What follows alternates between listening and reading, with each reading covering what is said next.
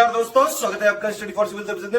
यदि study for civil services के साथ में तो ये वाला टेलीग्राम जरूर ज्वाइन करके रखिए। यूट्यूब चैनल में हमारे साथ है तो भी ये वाला टेलीग्राम ज्वाइन करना बहुत ज्यादा जरूरी है। सारे नोटिफिकेशन, सारे अपडेट, सारे मोस्ट इंपोर्टेंट पिक्स, सारा रिवीजन सब कुछ यहाँ पे बताया जाता है। टेस्ट को ध्यान से अटेम्प्ट करिए और बताइए कितना स्कोर आपने किया है, कितने सही किए हैं टोटल क्वेश्चन में से। सभी लोग अपना अपना स्कोर जरूर कमेंट करिए। देखिए ये हमारा एससीएस डेली क्विज चैनल है, इसमें डेली क्विज होती है बिल्कुल फ्री में, इसको जरूर ज्वाइन कर लीजिएगा। ये हमारा इंस्टाग्राम का पेज है, इसको जरूर फॉलो कर लीजिएगा। स्टडी फॉर सिविल .सर्विसेज करके अगर आप इंस्टाग्राम में सर्च करेंगे तो आपको मिल जाएगा। वीडियो के डिस्क्रिप्शन में इसकी लिंक दी हुई। इसमें आप स्टोरी सेक्शन जरूर देखते रहा करिए, प्लस इसमें हाईलाइट्स आते रहते हैं और प्लस पोस्ट आती रहती है, इनको जरूर फॉलो करते रहिए। दोस्तों यूपीपीसीएस प्रीलिम्स 2021 के लिए ये full length mock test paper number 27 है। कुल मिलाकर 150 एमसीक्यूज पर हम चर्चा करेंगे। अगर आपको पेड कोर्सेज ज्वाइन करने हैं तो ये नंबर नोट कर लीजिएगा, नहीं तो चलिए और प्रश्न देखिए। यहाँ पर पहला क्वेश्चन आपसे ये कहता है कि which of the following product did not gate GI tag from Manipur. Manipur राज्य को इसमें से किसके लिए जीआई टैग नहीं मिला है। अब यहाँ पर 3 ऐसे होंगे जिन्हें कि मिला है, तो उनको भी आप ध्यान से देख लीजिएगा। फिलहाल बाओ धान, चखाओ, ये दोनों धान की प्रजातियां हैं। तामेंगलोंग ऑरेंज संतरे की प्रजाति, और हाथी मिर्च, ये हाथी चिली जो है मिर्च की प्रजाति है। बताइए मणिपुर से संबंध किसका नहीं है। तो पहला वाला ही है बाओ धान, जो कि एक लाल रंग के चावल की वेरायटी होती है। इसके लिए असम राज्य को जीआई टैग मिला है, न कि मणिपुर को। इसके बाद क्वेश्चन नंबर 2 में आपसे वायुसेना अध्यक्ष के तौर पे किसकी नई अपॉइंटमेंट हुई है ये पूछा जा रहा है। नीचे कुछ व्यक्तियों के नाम है, जैसे कि RKS भदौरिया हैं, विवेक राम चौधरी हैं, संदीप सिंह और मुकुंद नरवणे का भी नाम है, जो कि बेकार है वैसे भी। ऊपर वाले में से बताइए। देखिए इसका बी वाला हो जाएगा, विवेक राम चौधरी, एयर मार्शल विवेक राम चौधरी। इसके बाद क्वेश्चन नंबर 3, यहाँ ये कहा जा रहा है कि consider the following statement about blue flag certification. तो blue flag certification is awarded by United Nation Environmental Programme. Environment के सेक्टर में ये सबसे बड़ी संस्था या सबसे बड़ा प्रोग्राम है, UNEP। तो ये इसे जारी करता है। और साथ में ये कहा गया कि presently India has 10 blue flag beaches. Bharat के पास जो ब्लू फ्लैग प्रमाण से सुसज्जित तट हैं उनकी संख्या 10 है। तो आप बताएं कि इसमें से सही कौन सा है। क्वेश्चन नंबर 3, देखिए इसका सिर्फ दूसरा वाला ही सही है। ये जो यहाँ 10 संख्या बताई गई है ये एकदम परफेक्ट है, लेकिन ऊपर वाला गलत है। ये सर्टिफिकेट देने का काम UNEP नहीं करता है, तो फिर कौन करता है। ये सर्टिफिकेट एक डेनमार्क का इंस्टीट्यूशन है, वही देता है, नॉन प्रॉफिट इंस्टीट्यूशन है, और इसका नाम है FEE। और फुल फॉर्म क्या होता है वो भी आपको पता होना चाहिए। इसका फुल फॉर्म होता है फाउंडेशन फॉर एनवायरमेंटल एजुकेशन, ठीक है, इसके द्वारा इसे दिया जाता है। इसके बाद अगले वाले को देखते हैं। क्वेश्चन नंबर 4, यहाँ पर कुछ संविधान से जुड़े हुए केसेस हैं, मतलब वाद हैं। सुप्रीम कोर्ट से क्या निर्णय सुनाया गया और इनका संबंध किससे था, वही यहाँ दिया है। तो SR बोम्मई केस का संबंध फेडरलिज्म से था, मतलब जो संघवाद है उससे था। इसके अलावा भीम सिंह केस जो है इसका संबंध वेलफेयर स्टेट से था, यानी कल्याणकारी राज्य की अवधारणा से। कुलदीप सिंह नायर वाला जो केस था ये फ्री और फेयर इलेक्शन के बारे में था। और पद्म प्रसाद नाम का जो केस था, मतलब पद्म प्रसाद मामला इसे कहा जाता है, तो ये जुडिशियल रिव्यू से जुड़ा हुआ था। इसमें से आप बताएं कि गलत कौन सा है। और गलत इसका ऊपर वाला तो तीनों नहीं हो सकता, तीनों सही है, डी वाला गलत है। पद्म प्रसाद मामला ये न्यायिक समीक्षा से नहीं जुड़ा था, महत्वपूर्ण तो था, और ये 1992 का है, 1992 में ये आता है। इसमें ये डिक्लेयर किया जाता है कि इंडिपेंडेंस ऑफ जुडिशरी जो है ये इंडियन कॉन्स्टिट्यूशन का बेसिक स्ट्रक्चर है, मतलब बेसिक स्ट्रक्चर का ही एक भाग है। न्यायपालिका हर हाल में स्वतंत्र होनी चाहिए। इसके बाद अगले वाले को देखते हैं। क्वेश्चन नंबर 5 में आपसे बीज मिनीकेट प्रोग्राम जो है इसके बारे में 3 स्टेटमेंट देके ये पूछा जा रहा है कि बताइए सही क्या है। तो ये जो बीज मिनीकेट कार्यक्रम है इसके विषय में कहा गया कि ये स्कीम लॉन्च की गई है Indian Council for Agricultural Research इसके द्वारा, और this programme is a part of National Food Security Mission, ठीक है। 3rd वाला स्टेटमेंट आपसे ये कह रहा है कि अंडर दिस स्कीम या under the scheme high yield varieties of seed. यहाँ तक तो ठीक है कि बीज का वितरण करेंगे, क्योंकि बीज किट है तो भाई समझ में आ रहा है। लेकिन यहाँ जो फसल है उनके नाम देख लीजिएगा। Wheat and rice will be distributed to farmer, यानी जो धान और गेहूं के उन्नत किस्म के बीज होंगे वो किसानों को बांटे जाएंगे। अब इसमें आपको देखकर बताना है कि सही कौन सा है। प्रश्न आपने देखा, और इसका जो करेक्ट आंसर है वो इसमें ए हो जाएगा, ठीक। केवल दूसरा वाला सही है, पहला वाला गलत है, तीसरा वाला गलत है। किस मिनिस्ट्री ने या किस संस्थान ने लॉन्च किया है ये अनिवार्य रूप से हर योजना के बारे में आपको पता होना चाहिए। अब यहाँ अगर आप देखें तो ये जो सीड मिनीकेट प्रोग्राम है ये लॉन्च किया गया है मिनिस्ट्री ऑफ एग्रीकल्चर के द्वारा, और under this scheme seed minikit will be given to farmer consisting of high yielding variety of seeds of pulses and oil seed. Pulse और ऑयल सीड जो होते हैं उनके लिए यहाँ पर उन्नत किस्म के बीजों का वितरण किया जाएगा, न कि गेहूं और चावल। तो इसमें केवल दूसरा वाला ही सही। इसके बाद अगले वाले को देखते हैं। क्वेश्चन नंबर 6, 2 स्टेटमेंट है। आपने जो काला सफ़ेद ब्लैक एंड व्हाइट चितकबरा कोड है वो देखा होगा अलग अलग सामानों पे, उसे स्कैन किया जाता है मोबाइल से तो उसकी जो इन्फॉर्मेशन अंदर की होती है वो मालूम होती है, उसको कहते हैं QR कोड, ठीक है। स्कैनर आजकल हर मोबाइल में होता है। तो उसी के बारे में 2 स्टेटमेंट कि पहली चीज़ ये कही गई कि 2 डायमेंशनल मशीन रीडेबल कोड है, मतलब ये 2 डायमेंशनल होता है पहली चीज़, और मशीन से इसको पढ़ा जा सकता है। और QR code hold information in both horizontal and vertical direction, मतलब ये दोनों ही तरह से जो इन्फॉर्मेशन है उसको संग्रहित करता है। तो आप बताएं कि इसमें से सही कौन सा है। क्वेश्चन नंबर 6, इसका सी वाला हो जाएगा। दोनों सही है, इसमें कोई समस्या नहीं है, दोनों एकदम बढ़िया हैं। और जो बार कोड होता था ना, ऐसे खड़ी खड़ी लाइनें होती थी ढेर सारी, तो उसकी तुलना में ये ज़्यादा डाटा अपने अंदर कलेक्ट करके रख सकता है और ज़्यादा सुविधाजनक है। इसके बाद आगे बढ़ते हैं। क्वेश्चन नंबर 7 को देखिएगा। यहाँ दालों के बारे में कहा जा रहा है कि जो दलहन होते हैं यानी पल्सेज होती हैं, वो ड्राई कंडीशन में भी जनरेट की जा सकती है, मतलब उनको बहुत अधिक सिंचाई की आवश्यकता नहीं होती है। बात सही है। और दालें वायुमंडल से नाइट्रोजन को स्थिर करती हैं, मतलब वायुमंडलीय जो नाइट्रोजन है, आप जानते हैं कि एटमॉस्फेयर में सबसे ज़्यादा परसेंटेज नाइट्रोजन का है, लेकिन वो धरती तक पहुंचती कैसे है, तो उसमें दालों की भी भूमिका है। तो ये वायु से नाइट्रोजन को स्थिर करके मृदा की उर्वरता को फिर से स्थापित करने में सहायता करती है, क्योंकि मिट्टी में नाइट्रोजन होनी चाहिए। और थर्ड वाले में ये कहा गया कि भारत जो है ये लार्जेस्ट प्रोड्यूसर भी है पल्सेस का, कंज्यूमर भी है और एक्सपोर्टर भी है पूरे दुनिया में। तो आप बताएं कि सही कौन सा है। सही इसका केवल इसमें आप देखिए पहला दूसरा है, पहला सही है दूसरा सही है, लेकिन ये जो तीसरा वाला दिया है ना, यहाँ थोड़ी सी गड़बड़ है। एक्सपोर्टर नहीं है भारत, लार्जेस्ट एक्सपोर्टर नहीं है। यहाँ अगर आप देखें तो भारत लार्जेस्ट प्रोड्यूसर है, कंज्यूमर है और लार्जेस्ट इंपोर्टर है पूरे दुनिया में पल्सेस के मामले में। हाँ, एक्सपोर्टर की अगर बात करें तो Australia is the largest exporter of world pulses in the world. ठीक है, ऑस्ट्रेलिया जो है वो लार्जेस्ट एक्सपोर्टर है, तो भारत इंपोर्टर है। यहाँ पे तीसरा स्टेटमेंट गलत है, पहला दूसरा सही है। नेक्स्ट क्वेश्चन नंबर 8, समशीतोष्ण घास के मैदान यानी जो टेम्परेट ग्रासलैंड होते हैं उनके बारे में यहाँ 4 स्टेटमेंट हैं। सही कौन सा है वो आपको तलाशना है। तो located in the belt of westerlies, जो वेस्टर्लीज यानी पछुआ पवन होती है, उनकी जो पट्टी होती है या बेल्ट होती है, उसमें ये स्थित होते हैं, वहाँ पे इनका विकास होता है। और soil is not very fertile, यहाँ की जो मिट्टी है वो बहुत ही कम उपजाऊ होती है। साथ में ये कहा गया कि यहाँ पेड़ ही नहीं होते हैं। और ये जो ग्रास होती है, मतलब ग्रासलैंड होता है, इसकी जो घासें होती हैं वो असल में न्यूट्रिटिव नेचर की होती हैं, छोटे आकार की होती हैं और रसीली होती हैं, तो पशुओं को चरने में काफ़ी मज़ा आता है, ये कहने का मतलब। अब इसमें से आप बताइए कि सही कौन सा है। टेम्परेट ग्रासलैंड, तो बाकी सभी तो सही हैं, लेकिन इसमें ये कह दिया ना कि मिट्टी ही उपजाऊ नहीं होती है, बहुत ज़्यादा नहीं, जबकि वेरी फर्टाइल होती है। नॉट को हटा देंगे तो ये सही हो जाएगा, लेकिन नॉट दिया इसलिए ये गलत है। अब दूसरा गलत है, तो इसमें आराम से आपका जो उत्तर है वो निकल आएगा, क्योंकि पहला हो नहीं सकता, तीसरा हो नहीं सकता, चौथा भी नहीं होगा, बचेगा क्या, सिर्फ बी वाला। एलिमिनेशन मेथड लगा के आप आराम से कर सकते हैं। क्वेश्चन नंबर 9 को देखिए। कंसीडर द फॉलोइंग क्वेश्चन या following statement about cold current. यहाँ पे 2 स्टेटमेंट दिए हुए हैं ठंडी जल धाराओं के बारे में।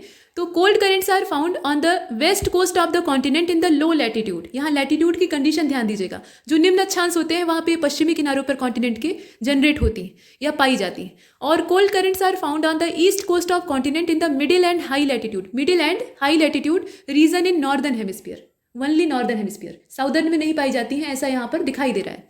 तो आप बताएं कि इसमें से सही कौन सा है। अब देखिए क्वेश्चन नंबर 9 का सिर्फ पहला वाला ही सही होगा, केवल पहला। दूसरे वाले में गड़बड़ है, यहाँ दोनों गोलार्धों में वो पाई जाएगी ना, सिर्फ एक गोलार्ध में कैसे संभव है, क्योंकि पानी तो दोनों में है, तो यहाँ स्थितियाँ दोनों में सेम रहेंगी, केवल जो पहला वाला है वही सही। हालांकि ये मानने वाली बात है कि जो लैंड एरिया है वो नॉर्दर्न हेमिस्फीयर में ज़्यादा है, लेकिन जो अक्षांशीय परिस्थितियाँ हैं वो तो बदल नहीं जाती। लैंड एरिया ज़्यादा और वाटर बॉडी कम होने की वजह से थोड़ी सी भिन्नता आती है बस। इसके बाद अगले वाले को देखते हैं। क्वेश्चन नंबर 10 को देखिए। यहाँ पर आइसोथर्म, आइसोबार, आइसोहाइट और आइसोहेलाइन दिया हुआ है। ये किस चीज़ से संबंध रखते हैं ये आपको बताना है, मतलब किस चीज़ की समानता को दर्शाते हैं। तो इक्वल एटमॉस्फेरिक प्रेशर है, इक्वल रेनफॉल है, इक्वल सैलिनिटी है और इक्वल टेम्परेचर है। मिलान करके आप बताइएगा जल्दी से। और इसमें मिलाना बहुत आसान है, इसे मिला लीजिए ना, आइसोथर्म को टेम्परेचर से मिला लीजिए। आइसोबार को आप किससे मिलाएंगे, बार जो है ये प्रेशर नापता है तो सही है। और आइसोहाइट और आइसोहेलाइन है, यहाँ आइसोहेलाइन को आप सैलिनिटी से मिला लीजिए, आइसोहाइट को मिला लीजिए रेनफॉल से। तो इसका जो करेक्ट आंसर है वो इसमें से कौन सा होगा, डी वाला हो जाएगा। ठीक है, डी वाला इसी हिसाब से मैच किया गया है। नेक्स्ट क्वेश्चन नंबर 11 में आपसे कहा जा रहा है कि the curve that show inflation and unemployment has inverse relationship, मतलब दोनों के बीच में व्युत्क्रमानुपाती यानी इनवर्स रिलेशन है, यानी एक बढ़ेगा तो दूसरा घट जाएगा और दूसरा घटेगा तो ये बढ़ जाएगा। अब इसमें आप बताइए कि ऐसा कौन सा कर्व दर्शाता है, फिलिप्स कर्व दर्शाता है या कुजनेट्स या लाफर या लॉरेंज। अर्थशास्त्र के कर्व्स पढ़कर जाइएगा, ये बार बार क्वेश्चन का हिस्सा बन जाते हैं। क्वेश्चन नंबर 11 का करेक्ट आंसर हो जाएगा ए वाला। ये जो फिलिप्स कर्व है इसी में इस प्रकार की रिलेशनशिप दिखाई देती है। और रिलेशन किसके बीच में होता है, तो इन्फ्लेशन यानी मुद्रास्फीति और अनएम्प्लॉयमेंट यानी बेरोजगारी के बीच में विपरीत संबंध होता है। इसके बाद क्वेश्चन नंबर 12 में आपसे 2 स्टेटमेंट देकर पूछा जा रहा है कि बताइए सही क्या है। एक तारे के बारे में कहा गया है, हमारा सूर्य भी एक तारा है, लेकिन सूर्य की तुलना एक बुल्फ रॉकेट तारे से की गई है। और कहा जा रहा है कि बुल्फ रॉकेट स्टार जो है ये अपने मास को यानी द्रव्यमान को खो देता है बहुत ही तेजी से। हाई रेट में अपने मास को लॉस कर देता है। और ऐसा इसलिए होता है, उसका रीज़न नीचे दे दिया है कि वुल्फ राइट स्टार जो है ये मोर ल्यूमिनस है सूर्य की तुलना में, यानी सूर्य से ज़्यादा चमकीला है। तो कोई चीज़ बहुत ज़्यादा चमकीली, मतलब उसके अंदर प्रज्वलित होने वाला ईंधन है जो कि तारों में सब में होता है, और वो ज़्यादा चमकीली दिखाई दे रही है, तो इसका मतलब क्या है कि वो भारी मात्रा में ईंधन का दहन करके उससे रेडिएशन रिलीज कर रहा है, विकिरण रिलीज कर रहा है। ठीक है, तो यहाँ ज़्यादा मात्रा में ये अपने ईंधन का उपयोग कर रहा है, तो निश्चित रूप से ये अपने द्रव्यमान को तेज गति से खोएगा, क्योंकि यहाँ जो वो ऊर्जा इस्तेमाल कर रहा है वो द्रव्यमान के क्षय से ही तो हो रही। नाभिक जुड़ते हैं तो इसका मतलब ये नहीं होता है कि फ्यूजन में पूरा जो मटेरियल है वो यूज ही हो जाता है। दो छोटे नाभिक जुड़कर एक बड़ा नाभिक बना रहे हैं तो कुछ ना कुछ ऐसा मटेरियल जरूर होता है जो रेडिएशन के रूप में वहाँ से भाग जाता है, तो उतना बर्बाद हुआ। तो यहाँ मास को ये तेजी से हाई रेट में डिक्रीज करता जाता है। दोनों सही है इसमें, वुल्फ राइट स्टार के बारे में दोनों परफेक्ट। इसके बाद क्वेश्चन नंबर 13 को देखिए, यहाँ पर वेद और उपवेद दे रखा है, तो ऋग्वेद है, सामवेद है, यजुर्वेद है और अथर्ववेद है। कौन सा वेद किस उपवेद से बिलोंग करता है या जन्मदाता उसका है, या आपको मिलान करना है। अब इसका जो करेक्ट आंसर है वो इसमें सी वाले के हिसाब से आप मिला लीजिएगा। सी वाला दिख ही नहीं रहा है, अब देखिए दिख रहा है, अब दिख रहा है ना सी वाला। तीसरा, चौथा, पहला, दूसरा, यानी ऋग्वेद को मिला लीजिए आयुर्वेद से। आयुर्वेद जो हम लोग आजकल काफ़ी उसे तवज्जो दे रहे हैं, तो वो ऋग्वेद से बिलोंग करता है। सामवेद की अगर बात करें तो सामवेद में नृत्य संगीत है, मतलब जितने वैदिक मंत्र हैं वो ऋग्वेद में संकलित हैं, और उन्हीं के गायन की पद्धतियाँ ये शास्त्रीय संगीत के रूप में सामवेद में दिखाई देती हैं। तो गंधर्वों का काम ही यही होता था, नृत्य संगीत, ठीक है, बजाने और नाचने का ये काम करते थे। तो सामवेद का संबंध गंधर्ववेद से। यजुर्वेद को आप धनुर्वेद से मिला लीजिए, और बचता है अथर्ववेद। तो जितनी नवीन जानकारियाँ हैं उसमें शिल्प वेद भी आता है, यानी शिल्प कला, तो वो सब इसमें शामिल है। तो इसका करेक्ट मिलान हो जाएगा सी वाला। इसके बाद अगले वाले को देखते हैं। यहाँ फिर से ऋग्वेद पर आधारित प्रश्न है कि बताइए कि ये जो 4 स्टेटमेंट है इसमें से गलत कौन सा है। तो गलत इसका अगर आप देखें, पहले स्टेटमेंट पढ़ लेते हैं। थर्ड मंडल जो है यानी तीसरा मंडल ऋग्वेद का, उसमें गायत्री मंत्र है, ठीक है, तीसरे मंडल में है। और जो ऋग्वेद की पूरी सूक्तियाँ या उसके जो ऋचाएँ हैं उसके अंदर लक्ष्मी, अदिति और उषा जैसी जो महिलाएं हैं, मतलब ये देवियाँ थी, यहाँ महिला और देवी दोनों दिया है, तो उसका कोई मतलब नहीं है, गॉडेस हैं। तो इन देवियों का उल्लेख प्राप्त होता है। भगवान ब्रह्मा का उल्लेख ही नहीं है ऋग्वेद में, उनका कहीं नाम नहीं मिलता है। हाँ, चावल को व्रीहि कहा गया है और ये ऋग्वेद में ही कहा गया है। तो बात तो ठीक है कि चावल को व्रीहि कहा जाता है, व्रीहि ये व नहीं रहता है, ब रहता है, व्रीहि कहा जाता है, इस प्रकार से लिखते हैं, ठीक है।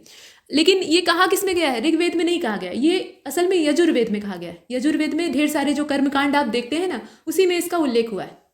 तो व्रीहि का मतलब यहाँ पे चावल होता है, लेकिन ऋग्वेद में नहीं, यजुर्वेद में, बाकी सब सही। इसके बाद अगले वाले को देखते हैं। यहाँ अदिति का मतलब आदित्य नहीं है, अदिति जो थी ये सारे देवताओं की माता थी और महर्षि कश्यप की पहली पत्नी थी। इसके बाद क्वेश्चन नंबर 15 को देखिए। यहाँ पर लिस्ट 1 को लिस्ट 2 से आपको मिलान करना है। एक तरफ जो महान राजा हैं उनके नाम दिए हैं, और दूसरी तरफ उनका जो साम्राज्य था उसका नाम दिया है, तो इन्हें इनके राज्य में पहुंचाना है बस। देखिए, उदयन नाम दिया है, अवंतीपुत्र हैं, अजातशत्रु हैं और प्रसेनजीत हैं। बताइए यहाँ पर कौन सा किससे मिलेगा, ठीक है। 2 उदयन नाम के राजा हैं, उदयन और उदयन, तो यहाँ कंफ्यूज मत होइएगा। अब इसमें से अगर आप देखें तो पहले तो अजातशत्रु को तुरंत बिना देर किए मगध पहुंचा दीजिए, नहीं तो ये नाराज हो जाएंगे, ठीक है। सी को अगर आप पहले वाले से मिला देते हैं तो इसमें जरा ध्यान दीजिएगा कि कौन सा विकल्प एलिमिनेट हो रहा है, ठीक है। सी को आपने मगध से मिला लिया और सी का हो गया पहला, और सी का पहला इसमें 2 ऑप्शन में है, तो कम से कम 2 विकल्प तो आपने एलिमिनेट कर दिया। बी या सी में से कौन सा होगा बताइए। देखिए, इसका करेक्ट आंसर इसमें से हो जाएगा बी वाला। बी के हिसाब से इसको अगर मिलाएंगे, ये वाला इसका सही है, दूसरा, तीसरा, पहला, चौथा। उदयन को मिला लीजिए वत्स से, ठीक है। ये वो मगध वाला उदयन नहीं है हर्यक वंश का, ये वत्स वाले उदयन है। इसके बाद अवंतीपुत्र को आप किससे मिलाएंगे, सूरसेन से मिला लीजिए। अजातशत्रु को आपने मगध पहुंचाया और प्रसेनजीत को कौशल में रहने दीजिए, आमने सामने, ठीक है। अगले वाले को देखते हैं। यहाँ 2 स्टेटमेंट है, आपको करेक्ट की तलाश करनी है, तो थोड़ा सा अनुवाद पर मत जाइएगा। यहाँ अंग्रेजी वाला देखिए, हिंदी वाला नहीं, क्योंकि इसमें कहा गया है कि ये लेखिका है, जबकि कपिल मुनि जो थे वो खुद पुरुष थे। फिलहाल न्याय दर्शन जो है ये मानता है, न्याय सूत्र न्याय दर्शन से ही निकला हुआ है, तो इसका मानना है कि अगर आप जानकारी प्राप्त करते हैं, सही ज्ञान की प्राप्ति करते हैं, तो आपको बिना प्रयास के ही मोक्ष प्राप्त हो जाएगा, सिर्फ ज्ञान प्राप्त करने की वजह से, ठीक है, बात सही है। और दूसरा स्टेटमेंट ये कहता है कि कपिल मुनि जो थे वो न्याय सूत्र के लेखक थे, मतलब इसका उल्टा ये तात्पर्य हो सकता है कि वो न्याय दर्शन के प्रतिपादक थे। अब आप ये बताइए कि सही कौन सा है। तो क्वेश्चन नंबर 16 का राइट आंसर इसमें से ए वाला हो जाएगा, केवल पहला सही है। न्याय दर्शन से कपिल मुनि का संबंध नहीं था, ठीक है। न्याय दर्शन किसका था, ये गौतम ऋषि का था, ठीक है। तो यहाँ पर ऋषि गौतम का नाम आएगा, जो कि न्याय सूत्र के लेखक थे। अब इसके बाद आगे चलते हैं, अगले वाले को देखते हैं। क्वेश्चन नंबर 17 में आपसे 3 स्टेटमेंट देकर पूछ रहा है कि बताइए सही क्या है। तो Rashtrakuta dynasty was founded by Amoghavarsha, ठीक है, और Kailash temple at Ellora was build by Rashtrakuta king Krishna प्रथम। और साथ में ये भी कहा गया कि Bharuch was an important port city of Rashtrakutas, तो राष्ट्रकूटों के बारे में यहाँ 3 स्टेटमेंट है। अब इसमें से आप बताइए। भरोच यानी भृगुकक्ष के नाम से ये प्राचीन भारत में जाना जाता था और ये पश्चिमी बंदरगाह, पश्चिमी वैदेशिक संबंध वाला बंदरगाह हुआ करता था। ठीक ऐसे ही ताम्रलिप्ति, ये पूर्वी तट पर मतलब बंगाल की खाड़ी में प्राचीन बंदरगाह के तौर पे जाना जाता है। तामलुक के नाम से वर्तमान में हम इसे जानते हैं। फिलहाल इसमें से आप बताइए सही कौन सा है। तो सही इसके नीचे वाले दोनों हैं, ये भी सही है और ये भी सही है। लेकिन ये आप जरा देखिए, अमोघ वर्ष ने राष्ट्रकूटों की स्थापना कब से कर दी। ये काम तो दंतिदुर्ग का था। दंतिदुर्ग को ही दंतिवर्मन भी कहा जाता था। तो पहला वाला गलत है और पहला वाला अगर गलत है तो आप इन सभी को इलिमिनेट कर दीजिए, तो अपने आप वैसे भी आंसर आ जाएगा। अगर आपको 2 नहीं भी पता है तो भी आप कर सकते हैं। इसके बाद अगले वाले को देखिए। इसीलिए हर जगह फैक्ट रखने से ज़्यादा आप थोड़ा सा कॉन्सेप्ट को समझने पर जोर लगाइए ताकि आप छांट सकें। एलिमिनेशन काम करता है, यूपीपीसीएस में भी काम करता है, हालांकि यूपीएससी जितना काम नहीं करता है। अब इसके बाद देखिए क्वेश्चन नंबर 18 में कहा गया कि जो वृक्ष वलय होते हैं यानी रिंग्स होती हैं पेड़ों को काटने पे, आप देखते हैं ना बीच में तने में गोल गोल छल्ले, तो उनसे हमें किस चीज़ के बारे में पता लगता है। तो अगर एक लाइन का आंसर आपको देना है तो आप कहेंगे कि पेड़ की आयु पता लगती। लेकिन समस्या ये है कि यहाँ वृक्ष की आयु आप अकेले नहीं चुन सकते हैं। कहने का तात्पर्य है कि तीसरा वाला आप अकेले कहाँ चुनेंगे। अगर तीसरा चुनेंगे तो साथ में कुछ न कुछ चिपका होगा। अब बताइए, अब इसमें दिया हुआ है कि वो मिट्टी की प्रवृत्ति के बारे में बताते हैं कि मतलब मिट्टी कैसी है जिसमें कि वो पेड़ उगा हुआ है, या फिर वहाँ की जलवायविक परिस्थितियाँ यानी क्लाइमेटिक कंडीशन का परिचय देते हैं, या फिर पेड़ की आयु बताते हैं। तो पेड़ की आयु तो बताते ही हैं, उसके साथ में ये क्लाइमेटिक कंडीशन को भी बताते हैं, लेकिन उस मिट्टी के बारे में ये नहीं बता पाते। मिट्टी के बारे में उससे कोई विशेष जानकारी नहीं पता चल पाती है। हालांकि लकड़ी की जांच होगी तो मालूम हो जाएगा, लेकिन छल्ला देख के आप नहीं बता सकते। तो पहला गलत है, दूसरा तीसरा सही है और इसका जो राइट आंसर है वो इसमें सी वाला हो जाएगा। इसके बाद अगले वाले को देखते हैं। क्वेश्चन नंबर 19, 2 स्टेटमेंट है और इसमें कहा गया कि बैंडिकूट नाम का एक रोबोट है, ठीक है, और इसको डीआरडीओ ने जनरेट किया है या डेवलप किया है। सेकेंड स्टेटमेंट में उसी के बारे में कहा गया कि ये महामारी के दौरान जो ऑक्सीजन का संकट हुआ था, मतलब कोरोना महामारी में ऑक्सीजन की खपत, सभी अस्पतालों में ऑक्सीजन प्लांट वगैरह लगने शुरू हो गए और काफ़ी किल्लत उस समय थी, तो उससे निपटने के लिए इसको तैयार किया गया है, मतलब उसी क्षेत्र में मदद के लिए। अब इसमें आपको बताना है कि सही कौन सा है, लेकिन जरा रुकिए, यहाँ नॉट करेक्ट आपको खोजना है। अब बताइए, तो इसमें दोनों गलत हैं, ठीक है, दोनों गलत है। यहाँ गलत ही खोजना था, ना तो पहला सही है ना दूसरा। कैसे? तो बैंडिकूट नाम का ये जो रोबोट है, इसे आपने देखा, इसको केरल की एक कंपनी के द्वारा डेवलप किया गया है जिसका नाम है जेन रोबोटिक्स, ठीक है, कंपनी का नाम है, और मेक इन इंडिया इनिशिएटिव के अंडर में इसको डेवलप किया गया है। ये कॉमन बात है, ये पता होना चाहिए। हाँ, ये रोबोटिक मशीन जो है ये सीवर मेन होल जो होते हैं उनको साफ करने के लिए बनाई गई। पहले क्या होता था कि मेन होल के अंदर इंसान को उतार के सफाई करवाते थे, वो आज भी होता है, ऐसा नहीं कि सब जगह रोबोट लगे हुए हैं। लेकिन उससे बचने के लिए ये एक वैकल्पिक समाधान यहाँ निकाला गया है, क्योंकि किसी भी इंसान को आप गंदे नाले में घुसाकर उसे साफ करवाएंगे तो ये मानवाधिकार का वैसे भी हनन है और अच्छी बात नहीं है। दूसरी बात यह है कि तरह तरह के रिस्क होते हैं, खतरा होता है, आए दिन दुर्घटनाएं होती, तो इसमें दोनों गलत है। इसके बाद अगले वाले को देखते हैं। क्वेश्चन नंबर 20, 3 स्टेटमेंट है और इसमें कहा जा रहा है कि बताइए नॉट करेक्ट कौन सा है। तो सबसे पहले तो इस स्टेटमेंट को देख लेते हैं। कहा गया है कि हाई यील्डिंग वेराइटी यानी HYV जो होते हैं उस प्रकार के सीड ये आधार बने थे ग्रीन रिवॉल्यूशन का, मतलब हरित क्रांति में यही इस्तेमाल हुए थे। और वेस्ट बंगाल और महाराष्ट्र जो है ये मेजरली बेनिफिटेड हुए थे ग्रीन रिवॉल्यूशन से, मतलब हरित क्रांति का सबसे ज़्यादा फायदा पश्चिम बंगाल और महाराष्ट्र को हुआ था, ठीक है। और maximum increase in food grain production was recorded in production of wheat. अब बताइए कि इसमें से नॉट करेक्ट कौन सा है। तो देखिए इसमें उत्तर थोड़ा सा गड़बड़ है। नॉट करेक्ट इसका सिर्फ दूसरा वाला है। महाराष्ट्र और पश्चिम बंगाल को हो सकता है कि फायदा हुआ हो, लेकिन सबसे मेजर दृष्टिकोण से फायदा इन्हीं को हुआ था, ऐसा नहीं। सबसे ज़्यादा फायदा तो मैदानी राज्यों को हुआ था। Major states have to benefited from green revolution. ये अगर देखा जाए तो पंजाब, हरियाणा, वेस्टर्न उत्तर प्रदेश हो गया, गंगानगर डिस्ट्रिक्ट जो राजस्थान का है, ये सब थे, ना कि वेस्ट बंगाल और महाराष्ट्र। इनको भी फायदा हुआ लेकिन आंशिक। तो ये वाला एकमात्र गलत है, बाकी सभी सही है। उन्नत किस्म के बीज और उन्नत किस्म का खाद यानी फर्टिलाइजर, ये हरित क्रांति का आधार बना था। और हाँ, ये तीसरा वाला भी सही है कि गेहूं के उत्पादन में रिकॉर्ड वृद्धि दर्ज की गई थी और इसे गेहूं क्रांति कहा जाए तो अतिशयोक्ति नहीं होगी। तो ठीक है, इसका सिर्फ दूसरा वाला गलत है, इसमें पहला तीसरा सही। इसके बाद क्वेश्चन नंबर 21 को देखिए। इसमें कहा गया कि marine fossils are use in cement industry due to their rich lime content. इनके अंदर चूने के भरपूर मात्रा में जो भंडार हैं वो पाए जाते हैं, तो इस वजह से ये सीमेंट इंडस्ट्री में इस्तेमाल होते हैं, ठीक है। ये क्या चीज़ है? तो समुद्री जीवाश्म में समुद्री जीवों के खोल हैं, मृत अवशेष। और sea shell and shales are major sources of marine fossil in India. अब इसमें आपको ये बताना है कि नॉट करेक्ट कौन सा है। तो देखिए, जो द्वारिका की सीमेंट इंडस्ट्री है, तटवर्ती की बात की जाए अगर, तो ये पूरी तरह से मैरिन फॉसिल पर ही बेस है। तो इसमें कोई भी ऐसा नहीं है जो कि गलत हो, दोनों सही है अपनी अपनी जगह पे, और इसीलिए इसमें नॉट को हटा दीजिए, क्योंकि इसमें ऐसा कोई या फिर आप डी वाले को चुन लीजिए, ठीक है। इसका यहाँ पे उत्तर मिल सकता है। नॉट करेक्ट आपको तलाशना है, तो ना तो पहला ही इसमें नॉट करेक्ट है और ना ही दूसरा नॉट करेक्ट है। अर्थात दोनों सही हैं, कहने का मतलब ये डी को अगर आप चुनेंगे तो दोनों सही। अब सही है। इसके बाद आगे चलते हैं। क्वेश्चन नंबर 22 को देखिए, एमराल्ड आइलैंड किसको कहा जाता है? तो अंडमान निकोबार द्वीप समूह, इसका जो ए वाला है वो सही है। क्वेश्चन नंबर 23 को देखिए, which insecticide is known as, यहाँ पे देखिएगा, known to cause cancer among the kaju plantation worker in India. जो काजू बागान के श्रमिक होते हैं, मजदूर वहाँ काम करते हैं, प्लांटेशन क्रॉप है, उसमें अच्छी खासी मात्रा में श्रमिकों की खपत होती है, तो उन्हें अक्सर कैंसर होते हुए देखा जा रहा है। और इसके पीछे एक रसायन जिम्मेदार है जो कि कीटनाशी है, काजू के पौधों पर इस्तेमाल होता है। वो रसायन कौन सा है आप बताइए? उस पर काफ़ी ज़्यादा पाबंदी भी लगी है। तो वो हेप्टाक्लोर है, या फिर एंडोसल्फान है, या फिर दिनोरफुरान है, या फिर मैलेथियान है। अब देखिए, इसमें करेक्ट आंसर तो इंडोसल्फान होगा। हालांकि सभी नुकसानदेह हैं, जितने आप यहाँ देख रहे हैं ना, वो सभी कैंसर कारक हैं, लेकिन ये वहाँ पर प्रबल रूप से इस्तेमाल होता है और इसके काफ़ी निगेटिव इफेक्ट देखने के लिए मिले। केरल राज्य में इसे पाबंदी लगा दी गई है और विश्व के कई सारे देश इसे रोक चुके हैं, लेकिन भारत में इसे अभी माइल्ड वाली कैटेगरी में डाला गया है, या जो एक मॉडरेट कैटेगरी होती है उसमें डाला गया है। मतलब बहुत ज़्यादा हानिकारक घोषित ही नहीं किया गया है। असल में दिक्कत ये। इसके बाद क्वेश्चन नंबर 24 में आपसे पूछा जा रहा है कि the minimum quantity of dissolve oxygen in water to, माफ कीजिएगा, for healthy respiration of aquatic animal. जो एक्वाटिक एनिमल्स होते हैं वो पानी में घुली हुई ऑक्सीजन को सांस लेने के लिए इस्तेमाल करते हैं, ठीक है। उनके पास फेफड़े की जगह पे गिल्स होते हैं, जैसे मछलियाँ। अब इसमें आपको ये बताना है कि क्वांटिटी कितनी होनी चाहिए, मिनिमम क्वांटिटी कितनी होनी चाहिए ऑक्सीजन की पानी के अंदर। तो 16% होनी चाहिए। इससे कम अगर रहेगा तो पानी को प्रदूषित माना जाएगा और वो जलीय जीवों के लिए अनुकूल नहीं होता है। आपने यूट्रोफिकेशन नाम की जो घटना है उसका जिक्र सुना होगा, पर्यावरण में पढ़ा भी होगा।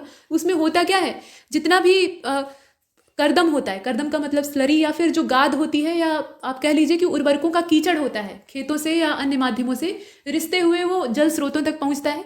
और वहाँ पर जब इन पोषक तत्वों की, जो कि न्यूट्रिएंट्स ही होते हैं, उनकी भरमार होती है उस जल स्रोत में, तो वहाँ पर पौधे उगने लगते हैं। ऊपरी सतह पे जलकुंभी जैसे या और भी इसी प्रकार के जो बाहरी पौधे हैं, सेवार वगैरह होती है, वो सब उगने लगती है। और उगने की वजह से वो ऊपर का पूरा एरिया कवर कर लेते हैं। तो पहली चीज़ तो अंदर प्रकाश पहुंच ही नहीं पाता है सूर्य का। दूसरी बात यह है कि जब ये सड़ते गलते हैं, मरते हैं, तो इनका अपघटन करने के लिए जो पानी के छोटे छोटे बैक्टीरिया हैं, वो पानी में घुली हुई ऑक्सीजन का ही इस्तेमाल करते हैं। तो इससे अंदर की ऑक्सीजन घटने लगती है और कुछ दिन बाद वो जो झील है वो डेड पूल में कन्वर्ट हो जाती है, ठीक है। इसके बाद आगे चलते हैं। क्वेश्चन नंबर 25, यहाँ देखिए, arrange the atomic power plant. और चिंताजनक बात यह है कि अभी तक तो ये झीलों और नदियों में देखा जा रहा था, लेकिन नदियाँ क्या करती हैं कि सारा मटेरियल समुद्र को दे आती हैं। तो अब ये घटना समुद्र में भी हो सकती है और हो रही है। अब देखिए, arrange the atomic power plant following in order of their establishment. Establishment के वर्ष के आधार पर इन्हें अरेंज करना है। तो देखिए, तारापुरी है, ठीक, स्थापना के क्रम में अरेंज करना है। आप दोनों चीज़ ध्यान दीजिएगा। तो तारापुरी है, रावत भाटा है, कलपक्कम है और नरोरा है। बताइए कौन सा किस क्रम में रहेगा। Question number 25। अब 25 का जो इसमें अरेंजमेंट है वो बी वाला सही रहेगा। मतलब तारापुर एटॉमिक पावर प्लांट जो है, इसकी स्टैब्लिशमेंट होती है 1969 में, और ये पालघर डिस्ट्रिक्ट है महाराष्ट्र का, वहाँ लोकेट करता है। लोकेशन भी आपको पता होनी चाहिए। और रावत भाटा की अगर बात करें तो ये कोटा डिस्ट्रिक्ट में पड़ता है राजस्थान के, और नरोरा जो है ये यूपी में पड़ता है, ठीक है। इसके अलावा कलपक्कम की बात करें, नरोरा की जो स्टैब्लिशमेंट की डेट है वो 1989 है, बुलंदशहर डिस्ट्रिक्ट है उत्तर प्रदेश का। और कलपक्कम जो है इसकी स्टैब्लिशमेंट होती है 1984 में, तमिलनाडु राज्य है और चेन्नई से करीब 70-80 किलोमीटर के फासले पर ये स्थित है। तो कुल मिलाकर इसका करेक्ट आंसर क्या हो जाएगा, बी वाला हो जाएगा। इसके बाद अगले वाले यानी 26वें को देखते हैं। और 26वें में आपसे कहा जा रहा है कि which of the following river cut the equator twice. यानी भूमध्य रेखा को 2 बार कौन सी नदी कट करती है, बहुत बार पूछा जाता है। तो जायरे नदी है, ये तो आपने ऐसे भी कॉमन सेंस वाले क्वेश्चन में या हजारों बार फैक्ट पढ़े होंगे, तो इतना तो हो सकता है। इसके बाद देखिए, यहाँ लिस्ट मिलान करनी है। ट्रेंच दिए हुए हैं, महासागर तो वैसे भी गहरा होता है, लेकिन उसमें कुछ ऐसे स्थान होते हैं जो कि बाकी सतह की तुलना में ज़्यादा गहरे होते हैं, उनको गड्ढा कहा जाता है, और शुद्ध संस्कृत में कहें तो गर्त कहा जाता है।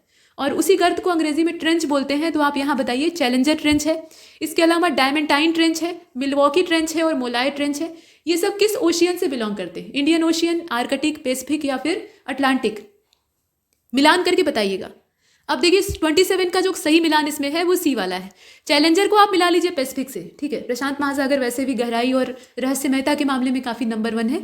अब इसमें आपने मिलाया पहले को तीसरे से। इसके अलावा जो डायमेंटाइन है इसको आप मिला लीजिए इंडियन ओशियन से, यानी हिंद महासागर से।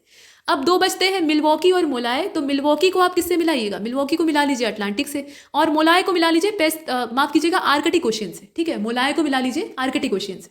इस प्रकार से इसके ट्रेंच का जो सही मिलान है वो हो जाता है। क्वेश्चन नंबर 28 में आपसे कहा गया कि कौन सी महासागरीय धारा यानी जो ओशियन करंट है वो हिंद महासागर से बिलोंग नहीं करती है। तो अगुलहास है, मोजाम्बिक है, वेस्ट ऑस्ट्रेलियन है और ओयाशियो है। इसमें ऊपर की तीन तो हिंद महासागर से बिलोंग करती हैं तीनों, लेकिन यहाँ जो डी वाला आप देख रहे हैं ना, ये ओयाशियो, इसका संबंध हिंद महासागर से नहीं है, ये पैसिफिक ओशियन से बिलोंग करती है। अगर इंडियन ओशियन के करेंट्स को हम देखें तो उसमें अगुलहास है, साउथ इक्वेटोरियल करंट है, वेस्ट ऑस्ट्रेलियन आप देख ही रहे हैं, मोजाम्बिक है, सोमालियन जो जलधारा है वो भी हिंद महासागर से बिलोंग करती है। ठंडा और गर्म कैसे पता लगेगा, तो उसके लिए सिर्फ एक चीज़ याद रखिएगा, बस आपको ये मालूम होना चाहिए कि कौन वाली इक्वेटर की तरफ से चल रही है और कौन वाली ध्रुवों की ओर से चल रही है। ध्रुव की ओर से आएगी तो वो कोल्ड करंट होगी और इक्वेटर की तरफ से जाएगी तो गर्म होगी। इसके बाद आगे चलते हैं, ओयाशियो का संबंध किससे है, पैसिफिक से है। क्वेश्चन नंबर 29, और इसमें प्रोजेक्ट बोल्ट के बारे में आपसे पूछा जा रहा है, जो कि है bamboo oasis on land in drought. ठीक है, तो इसके बारे में 3 स्टेटमेंट है। यह जो प्रोजेक्ट है ये खादी और ग्रामोद्योग आयोग यानी जो KVIC है उसके द्वारा स्थापित किया गया है या उसके द्वारा शुरू किया गया है, और इसकी स्टार्टिंग गुजरात से हुई है, लॉन्च वहीं से हुआ है। इसका मेन पर्पस क्या है, कॉम्बैट डेजर्टिफिकेशन, मतलब जो डेजर्टिफिकेशन है उसका मुकाबला करना, and promote livelihood and multidisciplinary rural industry support, दोनों काम करना एक साथ, ये इसका मेन पर्पस है। तो ऊपर वाला स्टेटमेंट और नीचे वाला स्टेटमेंट कुछ हद तक सही दिखाई देता है, लेकिन इसकी लॉन्चिंग का जो यहाँ लोकेशन दिया हुआ है, स्थान दिया है, वो गलत दिया है, और इसीलिए इसका करेक्ट आंसर इसमें से बी वाला हो जाएगा, अर्थात पहला और तीसरा तो सही। दूसरा क्यों गलत हुआ, दूसरा इसलिए गलत हुआ क्योंकि ये जो प्रोजेक्ट बोल्ट है ये असल में निचला मांडवा जो डिस्ट्रिक्ट है, मतलब विलेज है असल में उदयपुर डिस्ट्रिक्ट का राजस्थान में, वहां से लॉन्च हुआ था, मतलब मोटे तौर पे राजस्थान, गुजरात नहीं। इसके बाद अगले वाले को देखते हैं, क्वेश्चन नंबर 30। एक तरफ द्वीप समूह दिया है और दूसरी तरफ जो वाटर बॉडी है वो दी है। तो माल्टा, मलय, तुआमोटू और स्वान दिया है। अब यहाँ पे कैरेबियन सी है, मेडिटेरियन सी है, इंडियन ओशियन है और पैसिफिक ओशियन। बताइए कौन सा किससे मिलान करेगा, और इसका हो जाएगा सी वाला। मिलान के हिसाब से अगर आप देखें ना तो सी वाला हो जाएगा। माल्टा को आप मिला लीजिए सीधे सीधे मेडिटेरियन से, और मलय को मिला लीजिए इंडियन ओशियन से। इसके बाद बचता है तुआमोटू, तो तुआमोटू को आप मिलाएं कैरेबियन सी से, और स्वान को मिला लीजिए पैसिफिक से। ये इसका परफेक्ट मैच हो जाएगा। यहाँ आप देख रहे थे क्वेश्चन नंबर 30, लेकिन ये मिलान यहाँ थोड़ा सा गलत हो जा रहा है, एक बार इसमें संशोधन कर लेते हैं। देखिए यहाँ मलय को तो आप मिलाएंगे इंडियन ओशियन से, और इसके मिलान के हिसाब से सी की तुलना में अगर हम डी वाले को चुने तो हमारा उत्तर ज़्यादा सटीक आएगा। और चलिए एक बार फिर से देख लेते हैं। माल्टा को मिला लीजिए मेडिटेरियन से, मलय को मिला लीजिए इंडियन ओशियन से जैसा कि पहले हमने मिलाया था। हाँ, तुआमोटू को आप मिलाइए पैसिफिक से, और स्वान को मिला लीजिए कैरिबियन से। अब सही है, ये मैच एकदम परफेक्ट, तो इसका डी वाला हो जाएगा, सी वाला यहाँ आंसर नहीं होगा। इसके बाद अगले वाले को देखते हैं। क्वेश्चन नंबर 31 में 2 स्टेटमेंट, माफ कीजिएगा 3 स्टेटमेंट दिए हुए हैं, और ये किगाली समझौते से जुड़े हुए हैं। तो किगाली समझौते के उद्देश्य के तौर पे कहा गया है कि इसका मेन पर्पज है reduce the consumption and production of hydrofluorocarbon, HFC जिसको कहा जाता है। पहले क्या हुआ कि क्लोरोफ्लोरोकार्बन का बेहिसाब इस्तेमाल होता था अलग अलग स्रोतों में, वो स्रोत आप जानते हैं। तो इससे ओजोन परत को अच्छी खासी हानि पहुंचने लगी, तो इस पर रोक लग गई, और इसकी जगह पे HFC यानी हाइड्रोफ्लोरोकार्बन का इस्तेमाल होने लगा। लेकिन बाद में पता लगा कि ये ओजोन परत को तो नहीं नष्ट कर रहा है, लेकिन ये ग्लोबल वार्मिंग को खूब दुगनी चौगुनी रफ्तार में बढ़ा रहा है। ठीक है, ये वैश्विक ऊष्मन के लिए काफ़ी ज़्यादा जिम्मेदार है, तो ये समस्या हो गई, तो इस पर भी पाबंदी लगी फिलहाल इसको रिड्यूस करने के बाद।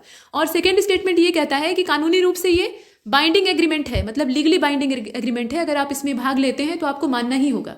और भारत ने इसमें कोई हस्ताक्षर वगैरह या समझौते में पुष्टि नहीं की है, ऐसा दिया हुआ है।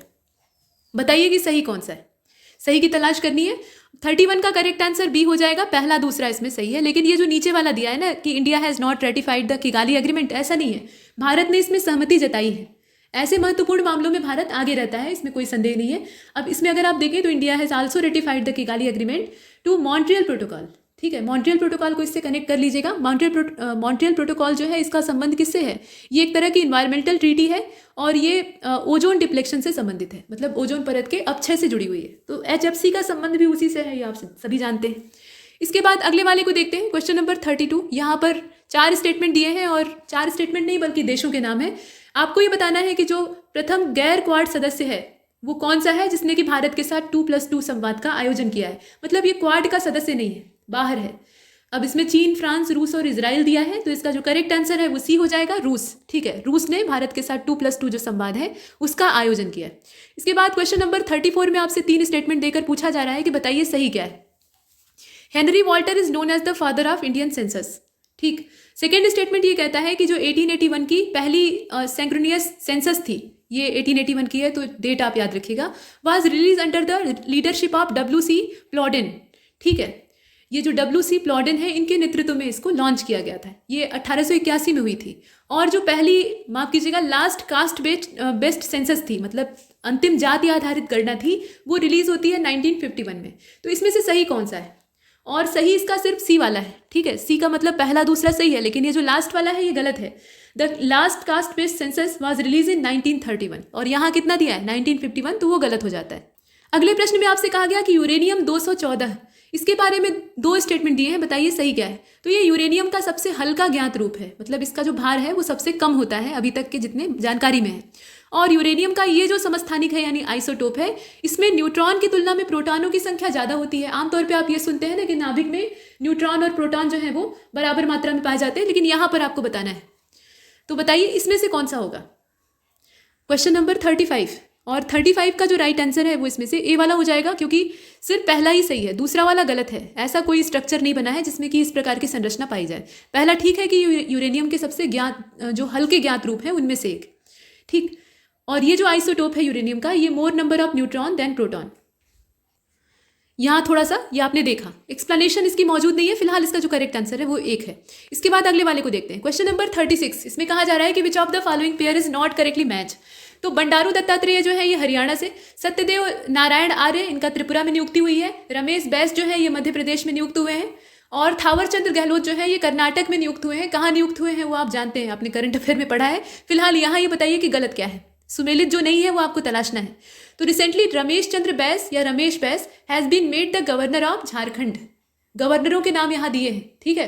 तो यहाँ जो रमेश बैस वाला मैच है वो झारखंड के साथ होना चाहिए था, और यहाँ क्या दिया है, मध्य प्रदेश दिया है, तो यही एकमात्र गलत है। लेकिन बाकी जो गवर्नर महोदय हैं उनके नाम भी आपको मालूम होने चाहिए। इसके बाद अगले वाले को देखते हैं। What is the rank of India on global startup ecosystem index 2021। ये जो इंडेक्सेस होते हैं ये बहुत तेज, और सिर्फ इसी साल का नहीं, पिछले 1 आध साल का और देख लीजिएगा।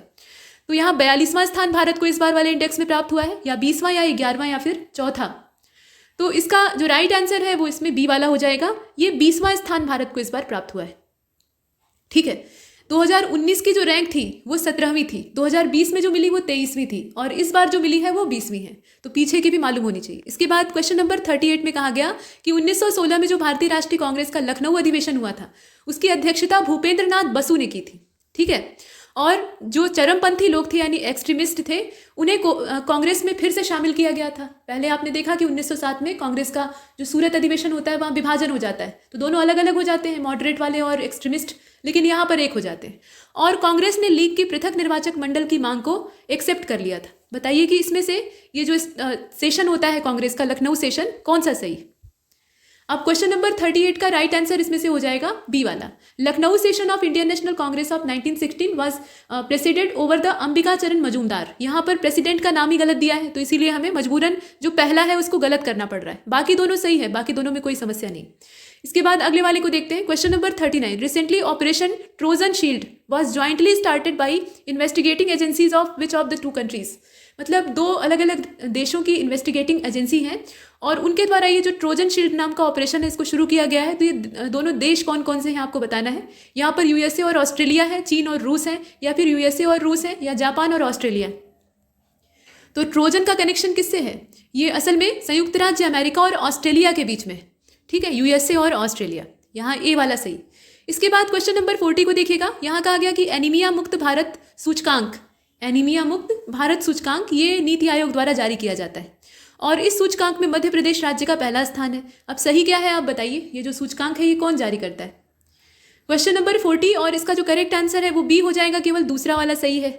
यहाँ पर करेक्ट स्टेटमेंट कौन सा है, सिर्फ सेकंड वाला। कैसे, तो एनीमिया मुक्त भारत इंडेक्स जो है ये ज्वाइंट इनिशिएटिव है, और ज्वाइंट इनिशिएटिव किसका है, ये इसमें यूनिसेफ जैसी जो वैश्विक संस्था है वो तो जिम्मेदार है ही है, मतलब वो रिस्पॉन्सिबल है। साथ में अपने देश से अगर देखें तो ministry of health and family welfare, स्वास्थ्य और परिवार कल्याण मंत्रालय, और यूनिसेफ, इनकी मिली जुली पहल है। और मध्य प्रदेश राज्य इसमें स्कोर किया है 64.1 का, और उसकी रैंक है फर्स्ट, और उसके पीछे है ओडिशा, और उसके पीछे है हिमाचल प्रदेश। ये इसकी स्थिति है, तो केवल दूसरा वाला सही है, पहला गलत।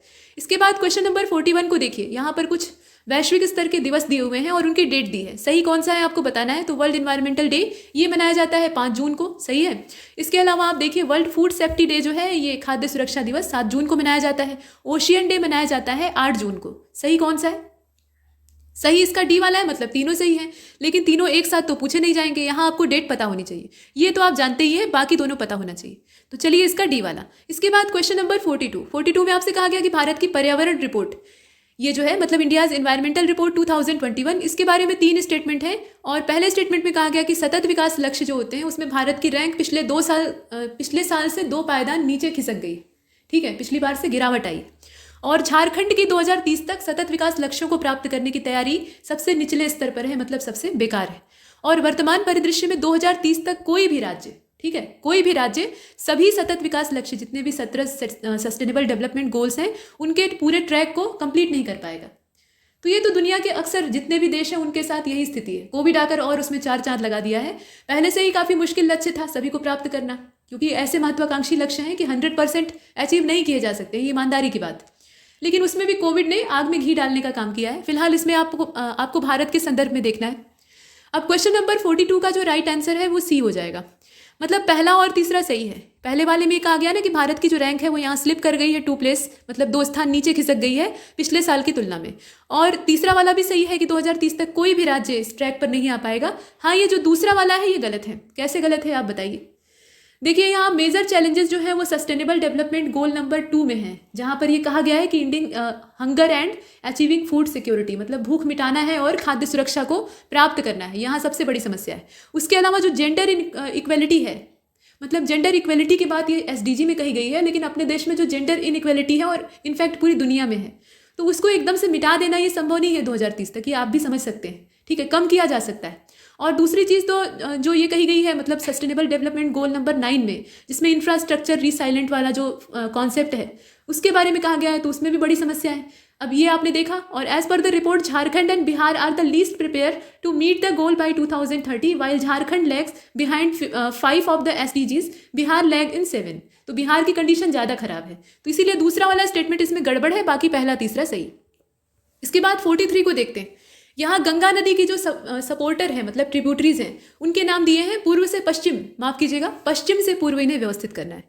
ठीक है, वेस्ट टू ईस्ट डायरेक्शन इन्हें अरेंज करना है। शारदा, गंडक, महानदी और सोन। बताइए अरेंजमेंट इनका पश्चिम से पूर्व की ओर कैसे होगा। और इसका जो करेक्ट आंसर है वो इसमें बी वाला हो जाएगा। पहला, चौथा, दूसरा, तीसरा, इस हिसाब से इसको करेंगे, यानी पहले शारदा, ठीक है, उसके बाद अगर आप देखें तो सोन, फिर अगर देखिए तो इसमें गंडक का नाम आता है, फिर महानदी आएगी एकदम लास्ट में। ये आपका परफेक्ट है। इसके बाद अगले वाले को देखते हैं। अगले वाले में आपसे कहा गया कि सुपरसोनिक प्लेन जो है ये वेरियस ऑक्साइड को इमिट करते हैं, मतलब अलग अलग प्रकार के ऑक्साइड्स को इमिट करते हैं, यानी उत्सर्जित करते हैं। तो ये किसके ऑक्साइड होते हैं ये आपको बताना है, मतलब किस तत्व के ऑक्साइड होते हैं। ऑक्साइड का मतलब ये है कि वो तत्व जो है वो ऑक्सीजन के साथ अभिक्रिया कर रहा है। तो नाइट्रोजन के ऑक्साइड होते हैं, कार्बन के होते हैं, हाइड्रोजन के या फिर CFC के। और ये जो 44 है इसका राइट आंसर हो जाएगा ए, नाइट्रोजन के ऑक्साइड होते हैं। ठीक है, ये असल में नाइट्रोजन के ऑक्साइड होते हैं। Question number 45, which of the first university to offer a diploma course in gestation.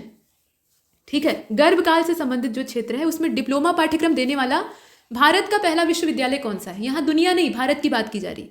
तो लखनऊ यूनिवर्सिटी है, BHU है, या फिर AMU है, या फिर AU यानी इलाहाबाद यूनिवर्सिटी।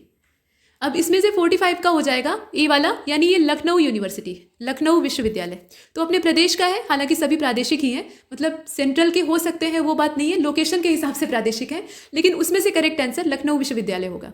ध्यान दीजिएगा, ये अच्छा क्वेश्चन है। इसके बाद अगले वाले को देखते हैं। यूपी से रिलेटेड और करंट अफेयर से जुड़े हुए जो अहम मुद्दे हैं वो आपको अच्छे से मालूम होने चाहिए। यहाँ पर कहा गया कि दिल्ली में सबसे अधिक नहरें किस सुल्तान ने बनवाई थी। तो नहर खुदवाने का शौक किसको था सल्तनत काल में, ये आपने कई बार पढ़ा होगा। फिरोज शाह तुगलक, सिकंदर लोदी। यहाँ बुलबान नहीं है, असल में बलबन है, और इल्तुतमिश। देखिए क्वेश्चन नंबर 46 का राइट आंसर ए हो जाएगा, ये फिरोज शाह तुगलक था। नहर खुदवाने का अच्छा खासा शौक था। इसके बाद आगे चलते हैं। Question number 47, which scheme has provision to provide cow to poor families in Uttar Pradesh. मतलब निर्धन परिवारों को गाय उपलब्ध कराने वाली योजना का प्रावधान उत्तर प्रदेश में किया गया है। किस योजना के अंतर्गत, मतलब इस योजना का नाम क्या है वो आपको बताना है। मुश्किल ये है कि गाय तो उपलब्ध करा देंगे, लेकिन खाना उपलब्ध करा पाएंगे, इसमें थोड़ा शक है। फिलहाल गोवंश कल्याण योजना है या फिर गरीब समलैंगिक कल्याण योजना है। चलिए यहाँ देखिए थोड़ी समस्या है, इसको छोड़ दीजिए। ये गाय कल्याण योजना है और यहाँ पर क्या ट्रांसलेशन है, छोड़िए इसको, जाने दीजिए। इधर देखिए, यहाँ पर कहा गया है गोवंश कल्याण योजना, इसके बाद गरीब गाय कल्याण योजना, गौ माता रक्षक योजना और मुख्यमंत्री बेसहारा योजना, बेसहारा गोवंश योजना। ठीक है, ये नाम है इसका, अलग अलग नाम दिए हैं। और 47 का राइट आंसर हो जाएगा डी वाला, मुख्यमंत्री बेसहारा गोवंश सहयोग योजना। ये इसका पूरा नाम है। और यही सही, बस इतना ही आपको इसमें दिमाग में रखना है। निर्धन परिवारों को गाय देने का मतलब क्या है?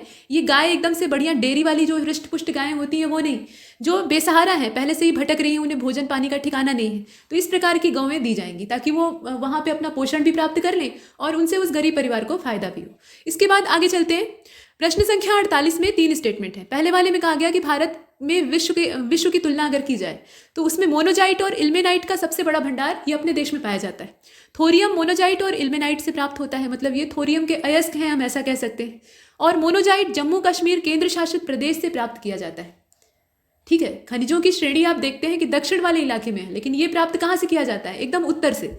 तो आप बताइए कि इसमें से सही कौन सा है? सही सिर्फ ए वाला है, पहला दूसरा। यहाँ उत्तर दक्षिण से आप आराम से गेस कर सकते थे। इस प्रकार के अयस्कों का खनन कहाँ से होगा? दक्षिण वाले हिस्से से होगा। जो प्लेटू वाला पोर्शन है ये कहाँ से? हिमालय से प्राप्त होगा। ठीक है, तो तीसरा नहीं होगा, पहला दूसरा सही है और उसी को चुनेंगे तो इसका ए हो जाएगा। इसके बाद अगले वाले को देखते हैं, और अगले वाले में आपसे कहा जा रहा है, देखिए, monazite is obtain from Visakhapatnam in Andhra Pradesh and deltaic area of Mahanadi in Odisha. कहाँ से पाया जाता है वो आपको मालूम होना चाहिए। चलिए इसमें 49 को देख लेते हैं। यहाँ कहा गया कि निम्नलिखित में से किस देश या संगठन के साथ भारत ने उन्नत व्यापार साझेदारी यानी इनहैंस्ड ट्रेड पार्टनरशिप इसमें प्रवेश किया है? तो ये देश कौन सा है? यूएसए है, आसियान संगठन है, या फिर सिंगापुर है, या यूके है? और ये जो 49 है इसका राइट आंसर डी हो जाएगा, यूनाइटेड किंगडम। ठीक है, यूनाइटेड किंगडम के साथ यहाँ भारत ने उन्नत व्यापार साझेदारी में प्रवेश किया है। क्वेश्चन नंबर 50 को देखिए। निम्नलिखित में से कौन सी गोदावरी की सपोर्टर नहीं है? इंद्रावती, प्राणहिता, दूधना और बागमती ये नदियों के नाम है। दक्षिण भारत में छोटी छोटी बहुत सारी नदियां हैं, पतली पतली शाखाएं जो कि मुख्य नदियों को सपोर्ट करती हैं। अब क्वेश्चन नंबर 50 का जो राइट आंसर है वो डी हो जाएगा। Bagmati is a tributary of river Ganga. ठीक है, और Godavari is also known as Vriddha Ganga और द साउथ गंगा, मतलब दक्षिण भारत की गंगा या वृद्ध गंगा इसे कहा जाता है। यहां पर बागमती इससे बाहर है। ठीक है, तो प्रश्न में तो ये पूछा था कि कौन सी गोदावरी की सहायक नदी नहीं है, तो बागमती को इसीलिए आपने चुन लिया। ये गंगा की सपोर्टर है, बाकी जितनी है वो गोदावरी की है, तो कौन सी सहयोगी है ये पूछा जा सकता है। इसके बाद 51 को देखिए। Consider the following statement about learning poverty, यानी गरीबी के बारे में जानने के विषय की अगर बात की जाए तो कौन सा कथन इसमें से सही है आपको बताना है। यहाँ ये कहा गया कि learning poverty is the percentage of 7-year-old children who cannot read and understand a simple story। मतलब ये 7 साल के जो बच्चे हैं, ठीक है, 7 वर्षीय बच्चे हैं, उनके विषय में ये जानकारी प्राप्त करने का तरीका है जो कि पढ़ नहीं पाते, ढंग से पढ़ने में सक्षम नहीं है, या फिर एक सामान्य सी कहानी को भी वो पढ़ नहीं पाते, पाठ्य पुस्तक तो बहुत दूर की बात है। और विश्व बैंक का लक्ष्य है कि 2030 तक उपरोक्त जो अवधारणा है उसकी वैश्विक दर को वर्तमान परिदृश्य की तुलना में कम से कम आधा कर दिया जाए। अब आपको बताना है कि ये जो जानने के विषय में आपकी पुअर्टी यानी कमजोरी है उसके विषय में विश्व बैंक क्या सोचता है और क्या लक्ष्य रखे गए। तो क्वेश्चन नंबर 51 का हो जाएगा बी वाला। Learning poverty is the percentage of 10-year-old children. यहाँ पर 7 साल जो दिया है ना वो साक्षरता वाला आंकड़ा है जो कि गलत है, और इसीलिए हमें इसमें से बी वाले को चुनना पड़ रहा है। दूसरा सही है, विश्व बैंक का लक्ष्य एकदम परफेक्ट है, लेकिन यहाँ गड़बड़ है, 7 साल की जो अवधारणा दी। ठीक है, 10 साल तक के वो बच्चे हैं जो कि ना तो ठीक से पढ़ पाते हैं और ना ही किसी कहानी तक को समझ पाते हैं। तो चलिए अब आगे चलते हैं। क्वेश्चन नंबर 52 को देखते हैं। इसमें कहा गया कि राष्ट्रीय उद्यान दिया है और राज्य दिया है। जो 2 नए नेशनल पार्क डिक्लेयर हुए हैं और कुछ नए टाइगर रिजर्व डिक्लेयर हुए हैं वो सब आपको पता होने चाहिए। 2 नए नेशनल पार्क ये असम में बने हैं, ये आप सुने होंगे, मतलब रायमोना है और डिब्रू सेखोवा है। इसके अलावा अगर टाइगर रिजर्व की बात करें तो अभी जो रामगढ़ विषधारी राजस्थान वाला है, और इसके अलावा जो दक्षिण भारत के जितने भी टाइगर रिजर्व हैं वो सब देख लीजिएगा। फिलहाल नेशनल पार्क तो अनाईमुडी शोला है, बुक्सा नेशनल पार्क है, Mandla plant fossil national park है, मतलब ये जीवाश्म केंद्र है, और काजीरंगा नेशनल पार्क है। राज्यवार इनकी लोकेशन आपको मैच करानी है, तो काजीरंगा आपका असम में होगा, इसको मिलान कर लीजिए। देखिए काजीरंगा का असम हो जाएगा। इसके अलावा आप यहाँ देखिए मंडला प्लांट फॉसिल ये मध्य प्रदेश में हो जाएगा।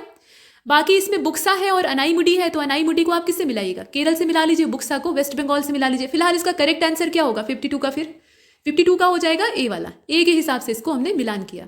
इसके बाद आगे बढ़ते हैं। प्रश्न संख्या 53 में आपसे कहा गया कि भारत की प्रथम महिला सूफी संत कौन सी थी? ये रबिया बरसीक थी, राबिया बेगम इन्हें कहा जाता था। इनके अलावा बेबी फातिमा और रजिया सुल्तान खादीजा। बताइए पहली महिला सूफी संत भारत में कौन सी थी? और 53 का अगर देखा जाए तो इसका बी हो जाएगा। ठीक है, इसके बाद अगले वाले को देखते हैं। क्वेश्चन नंबर 54, निम्नलिखित कथनों पर विचार कीजिए। स्टार्स यानी strengthening teaching and learning and result for states, ये एक प्रोजेक्ट है, परियोजना है, is a World Bank aided project. मतलब इस परियोजना में भारत सरकार की है निसंदेह, लेकिन विश्व बैंक इसमें सहयोगी है, यानी आर्थिक सहयोगी। और क्वेश्चन नंबर माफ कीजिएगा, स्टेटमेंट नंबर 2 में आपसे कहा जा रहा है कि ये जो प्रोजेक्ट है, यहाँ कहा गया कि the project would improve the overall monitoring and measurement of objective in school education system. नई शिक्षा नीति के साथ ये सब सप्लीमेंट के तौर पे लॉन्च हुए। अब इसमें आपको बताना है कि सही कौन सा है। स्टार्स परियोजना के बारे में 2 स्टेटमेंट, इसका सी वाला हो जाएगा, दोनों सही है। स्टार्स परियोजना का यही उद्देश्य है, स्कूली शिक्षा प्रणाली की और नई शिक्षा नीति के उद्देश्यों की पूर्ति की समग्र निगरानी करना और उसके बाद उसमें उल्लिखित सुधार करना, और विश्व बैंक का इसको पूरा सपोर्ट। इसके बाद अगले वाले को देखते हैं, question number 55, consider the following statement. यहाँ कहा गया कि नेट्रैक्स ये हाई स्पीड ट्रैक का नाम है, इसका उद्घाटन इंदौर में सड़क परिवहन और राजमार्ग मंत्री के द्वारा किया गया और इसके माध्यम से सभी प्रकार के वाहनों के लिए उच्च गति प्रदर्शन परीक्षण की सुविधा दी जाएगी। मतलब हाई स्पीड परफॉर्मेंस टेस्ट जो है वो सभी व्हीकल्स के लिए फैसिलिटी के तौर पे अवेलेबल होगा। करेक्ट कौन सा है ये आपको बताना है। 55 का बी वाला हो जाएगा। बी का मतलब ये हुआ कि सिर्फ दूसरा वाला सही है, लेकिन यहाँ जो ये राज्य और लोकेशन दे दिया है ये गड़बड़ हो गया है। Recently the minister of heavy industries and public enterprises has inaugurated NATRAX the high speed track in Indore. यहाँ ये कहा गया ना कि ये मिनिस्टर ऑफ रोड ट्रांसपोर्ट और हाईवे के द्वारा उद्घाटित किया गया है, तो ऐसा नहीं है। यहाँ जो मिनिस्टर है उनका जो क्षेत्र है वो हैवी इंडस्ट्री और पब्लिक इंटरप्राइजेस वाला है। थोड़ा सा ये डिफरेंट दिखाई दे रहा है, लेकिन ऐसा है। तो पहला गलत है, दूसरा सही। इसके बाद क्वेश्चन नंबर 56 को देखिए, consider the following statement about southern ocean, दक्षिणी सागर या दक्षिणी महासागर। इसके बारे में आप थोड़ा सा विचार करके बताइए कि इसमें से कौन सा सही है।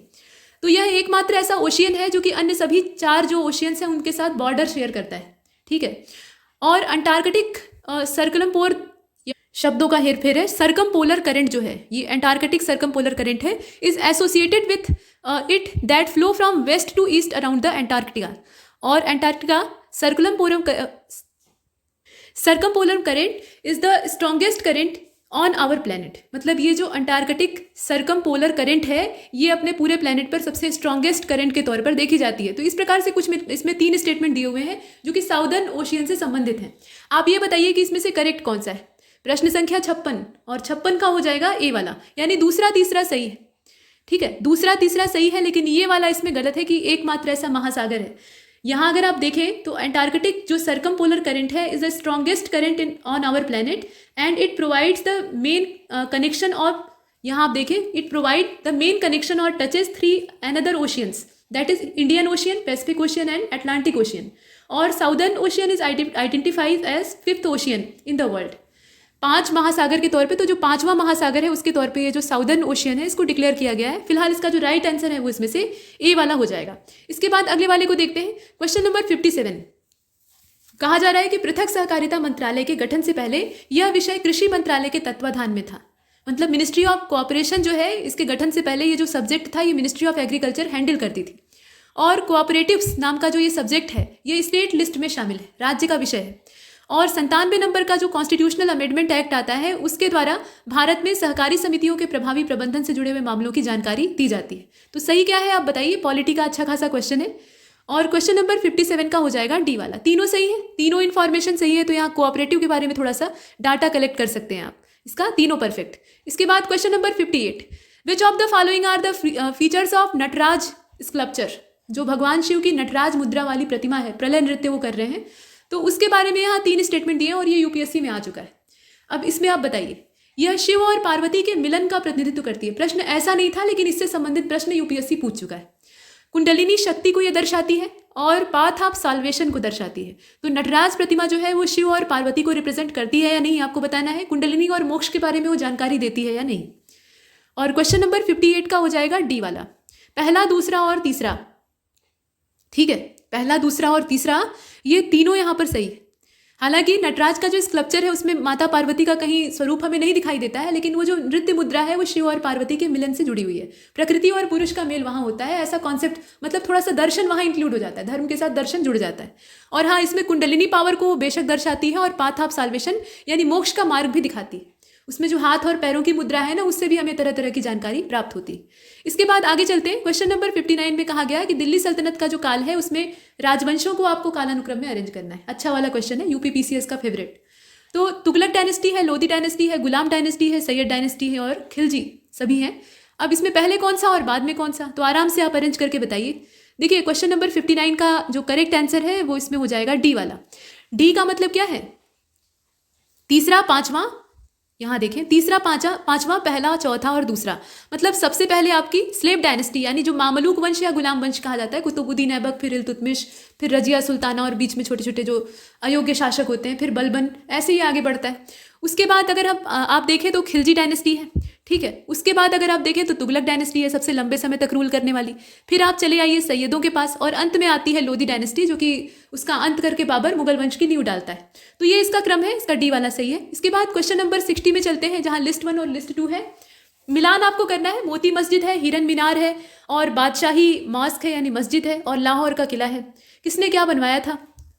और इसका जो सही इसमें आंसर होगा वो बी वाला हो जाएगा, मतलब मिलान ही करना था तो बी वाला सही है। तीसरा, पहला, दूसरा, चौथा, उसी के अकॉर्डिंग इसको मिला लेंगे।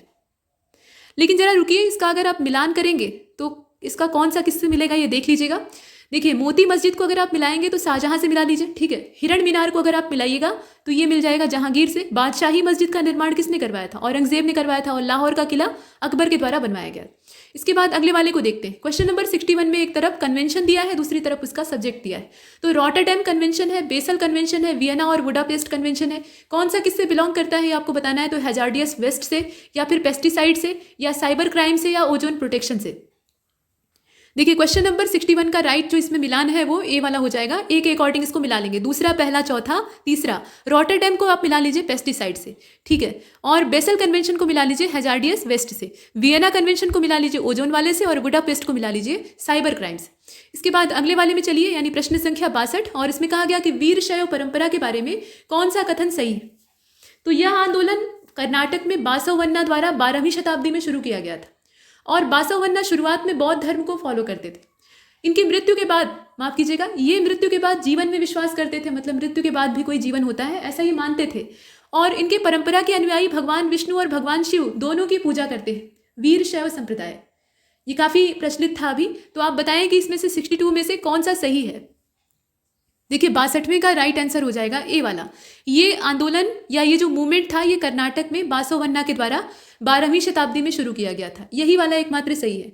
वीर शैव ट्रेडिशन जो है या मूवमेंट आप इसे कह लीजिए, ये बासवन्ना के द्वारा 12वीं सेंचुरी में शुरू किया जाता है। और ही वॉज इनिशियली अ जैन, ठीक है। वो प्रारंभिक तौर पे एक जैन थे, बौद्ध नहीं थे। और जो चालुक्यों का दरबार हुआ करता था वहाँ पे मंत्री की हैसियत से काम करते थे। बाद में ये नए पंथ की स्थापना कर लेते हैं और इसमें भगवान शिव की ही उपासना की जाती है और उनके लिंग स्वरूप की पूजा की जाती है, ठीक है। ये इसकी विशेषता है। इसके बाद आगे चलते हैं। क्वेश्चन नंबर 63 में आपसे 3 स्टेटमेंट देके पूछा जा रहा है कि सही क्या है। तो बैतरणी नदी ओडिशा और झारखंड के बीच में सीमा बनाती है। रेंगाली डैम ये बैतरणी नदी पर बना हुआ है। बंगाल की खाड़ी में गिरने से पहले ब्राह्मणी और बैतरणी ये सामान्य डेल्टा बनाती हैं। अब आप बताइए कि इसमें से करेक्ट कौन सा है। प्रश्न आप देख रहे हैं। देखिए, इसका सी वाला हो जाएगा। नदियों से जुड़े हुए अभी इनके नाम पे ही क्वेश्चन बना था। तो क्वेश्चन नंबर 63 का जो करेक्ट आंसर है वो सी हो जाएगा, पहला तीसरा। यानी बीच वाला गलत है। रेंगाली डैम के बारे में, Baitarani river originate from the hill of Keonjhar district of Odisha, मतलब ओडिशा का जो क्योंझर डिस्ट्रिक्ट है वहाँ से, पहाड़ी इलाके से ये बैतरणी निकलती है। और रेंगाली डैम ये कंस्ट्रक्ट किया गया है किस पे? ब्रह्मणी पे, या जो ब्राह्मणी नदी है उस पर। और यहाँ दिया हुआ है बैतरणी, तो ये दूसरा वाला गलत है, पहला तीसरा सही। इसके बाद नेक्स्ट क्वेश्चन नंबर 64 में आपको मिलान करना है। एक तरफ ग्रहों के नाम दिए हैं, दूसरी तरफ उनके उपग्रहों के नाम दिए हैं। तो सैटर्न है, जुपिटर है, यूरेनस है और मार्स है, यानी शनि है, बृहस्पति है, और इसके अलावा अरुण है और मंगल है। इनके उपग्रहों के तौर पे गैमिनेट है, इसके अलावा एनसेलेडस है, फोबोस है और टाइटेनिया है। बताइए कौन सा किससे मिलेगा। फिलहाल सौरमंडल में अगर देखा जाए तो सबसे ज़्यादा उपग्रह शनि के पास है और उसके पीछे हैं बृहस्पति। तो इसका जो सही मिलान है वो यहाँ पर हो जाएगा सी वाला। सी के हिसाब से इसको देख लीजिए। देखिए, शनि का क्या हो जाएगा इसमें से, अगर आप देखें तो एनसेलेडस हो जाएगा। इसके अलावा जुपिटर को अगर आप देखें, बृहस्पति को, तो इनका कौन सा हो जाएगा इसमें से? गैमिनेट हो जाएगा। गैमिनेट जो है ये बृहस्पति का अच्छा खासा बड़ा उपग्रह है। कुछ उपग्रह तो दूसरे ग्रहों के आकार के ऐसे साइज में। जोवियन प्लैनेट्स वैसे भी आकार प्रकार में बड़े होते हैं, तो जितने बड़े होंगे उसी हिसाब से ये उपग्रहों को फंसाने का भी काम करेंगे। अब इसके बाद बचता है यूरेनस और मार्स। तो मार्स का आप जानते हैं कि डिमोस और फोबोस नाम के अभी तक खोजे गए 2 ही सैटेलाइट है। बचता है यूरेनस, तो इसका टाइटेनिया हो जाएगा। इसके बाद अगले वाले को देखते हैं। क्वेश्चन नंबर 65 में 2 स्टेटमेंट है। रॉक फॉस्फेट जो होता है या phosphate rock deposit can be both sedimentary and igneous. ये दोनों में डिपॉजिट होता है, मतलब अवसादी में भी और आग्नेय में भी। और in Uttar Pradesh phosphate rocks are found in Lalitpur. Uttar Pradesh में इसकी जो भंडारण स्थिति है या इसकी जो रॉक्स हैं वो ललितपुर में पाई जाती हैं। तो सही क्या है आप बताइए। सी वाला हो जाएगा। दोनों सही है। इसमें सेडिमेंट्री और इग्नियस दोनों रॉक्स में मिलता है, ठीक है, sedimentary rocks are form from the sediment deposited by air और water, where as igneous rocks are that are solidified from lava और मैग्मा। लेकिन दोनों में ये पाया जाता है, ये विशेषता है। इसके बाद अगले वाले को देखते हैं। क्वेश्चन नंबर 66 में 3 दिया हुआ है, मतलब किस नदी को किस नाम से संबोधित करते हैं, सही कौन सा है वो आपको बताना है। तो बंगाल का शोक कहा जाता है दामोदर को, बिहार का शोक कहा जाता है कोसी को, ठीक है। और सुवर्ण रेखा जो है ये उड़ीसा का शोक है। शोक क्यों है? अच्छा, कोई नदी जो है वो शोक या दुख का प्रतीक क्यों बन गई? ये तो जीवन धारा होती है, पानी देती है, जमीन को उर्वर बनाने का काम करती है, लेकिन कभी कभी ये बाढ़ ले आती है, और बाढ़ भी लाभदायक नहीं होती है, विनाशकारी होती है। बाढ़ भी एक हद तक रहे तो फायदा देती है, मिट्टी की नई परत बनाती है, लेकिन यहाँ पर ये कब किस इलाके में घुस जाए इनका कोई भरोसा नहीं। जैसे कोसी मैया है, बिहार में ये कब रास्ता चेंज करके किस गांव में बहा ले जाएंगी और सब नष्ट कर देंगी, कोई नहीं जानता। दामोदर का भी वही हाल है। अब नीचे आप बताइए सुवर्ण रेखा भी ऐसी ही है या फिर अलग है? तो क्वेश्चन नंबर 66 का हो जाएगा बी वाला, ठीक है। ये जो उड़ीसा का यहाँ शोक दे रखा है ना, तो सुवर्ण रेखा नहीं होगा बल्कि महानदी होगा। महानदी उड़ीसा में ठीक वही काम करती है जो बिहार और बंगाल में दामोदर कोसी करते हैं, ठीक है। तो इसका करेक्ट आंसर क्या होगा? पहला दूसरा, ये दोनों सही है, लेकिन ये वाला गलत है। इसके बाद क्वेश्चन नंबर 67 को देखिए। इसमें कहा गया कि consider the following statement. Kadaknath एक मुर्गे का नाम है, काला मुर्गा, हड्डी तक काली होती है, तो ये मुर्गे की प्रजाति है। मध्य प्रदेश राज्य को इसके लिए जीआई टैग प्राप्त हुआ है, और इस मुर्गे के मांस में उच्च कोलेस्ट्रॉल और उच्च प्रोटीन पाया जाता है। हाई लेवल कोलेस्ट्रॉल होता है और हाई लेवल का प्रोटीन होता है। तो आप बताएं कि सही है या गलत? इसका सिर्फ पहला वाला सही है, कोलेस्ट्रॉल का लेवल कम होता है, यही तो इसकी विशेषता है, ठीक है। पहला वाला ठीक है कि ये भौगोलिक संकेतक मध्य प्रदेश राज्य को इसके लिए मिला है, ठीक है। महेंद्र सिंह धोनी अभी फार्म वगैरह खोल के इसका पालन कर रहे थे, लेकिन बर्ड फ्लू फैला तो फिर उन्होंने बंद करने का फैसला लिया था। तो ये सब चीज़ें 2017 में अच्छा जीआई टैग मिला है मध्य प्रदेश को, ये भी पता होना चाहिए। फिलहाल क्वेश्चन नंबर 68 में कहा गया कि मैंडेज सिद्धांत अक्सर आप न्यूज़ में देखते हैं, और यह निम्नलिखित में से किससे जुड़ा हुआ है आपको ये बताना है। मैंडेज प्रिंसिपल या मैंडेज सिद्धांत जो है ये किससे जुड़ा हुआ है बताइए। और इसका जो राइट आंसर है 68 का, वो इसमें हो जाएगा बी वाला, ठीक है। यहाँ बी वाले को चुन लीजिए। यहाँ अत्याचार विरोधी जो पूछताछ है, मतलब एंटी टॉर्चर जो इंट्रोगेशन होती है, उससे इसका कनेक्शन है।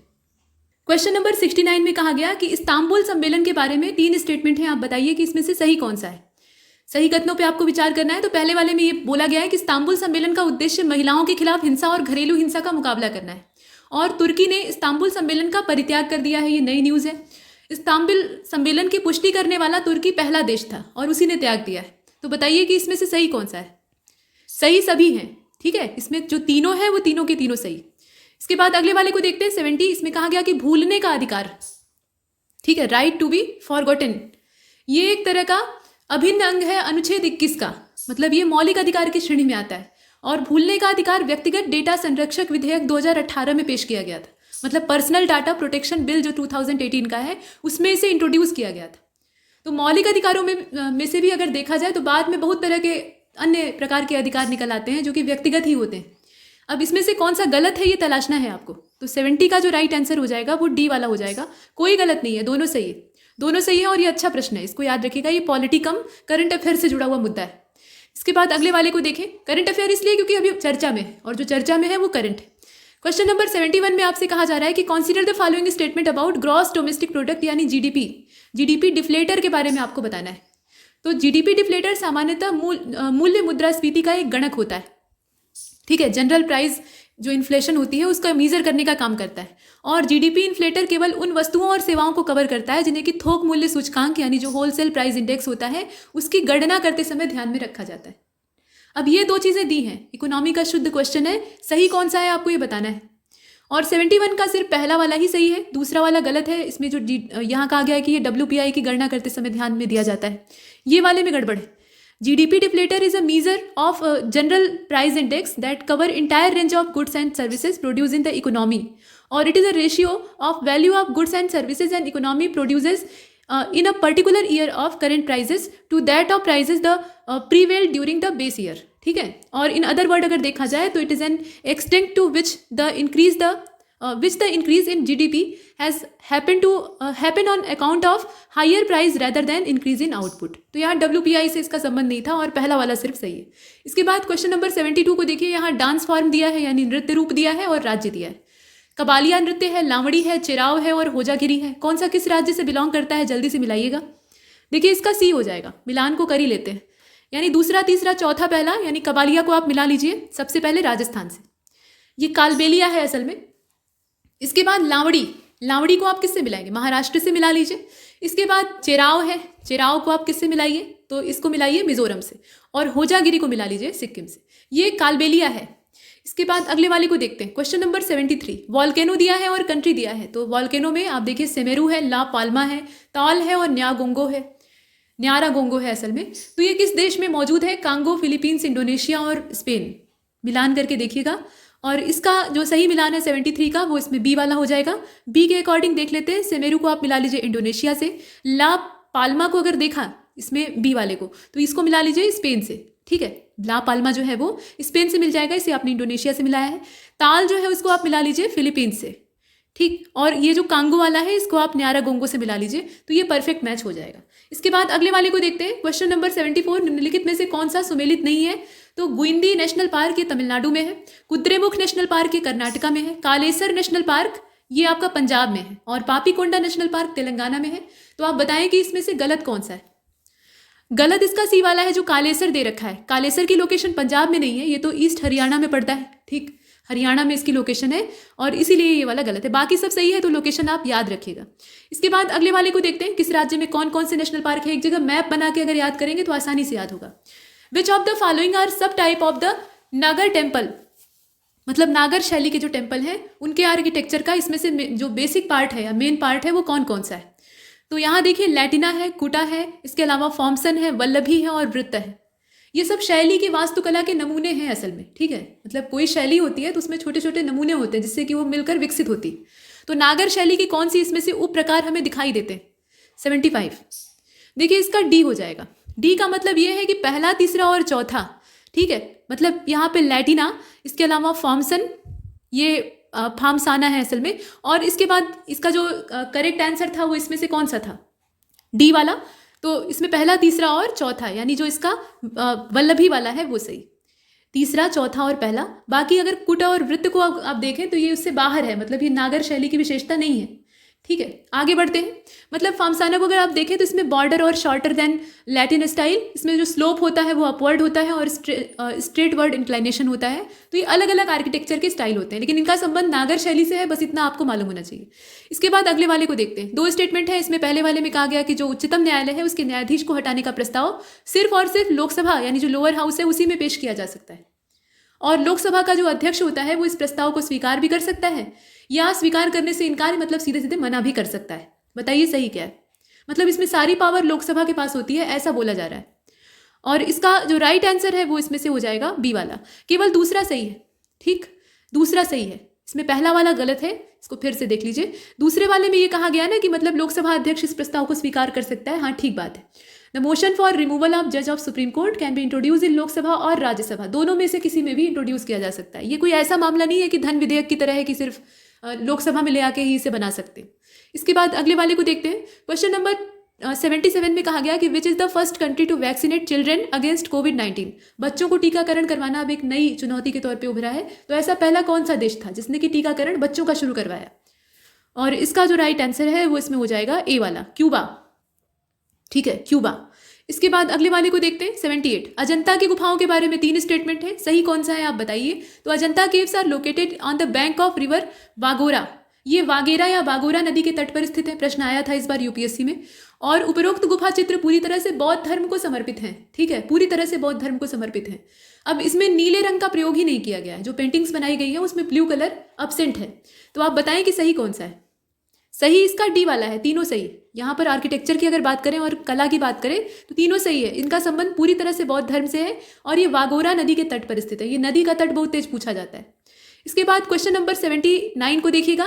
राजा परब त्योहार जो है ये ओडिशा में मनाया जाने वाला नारी सूचक त्योहार है।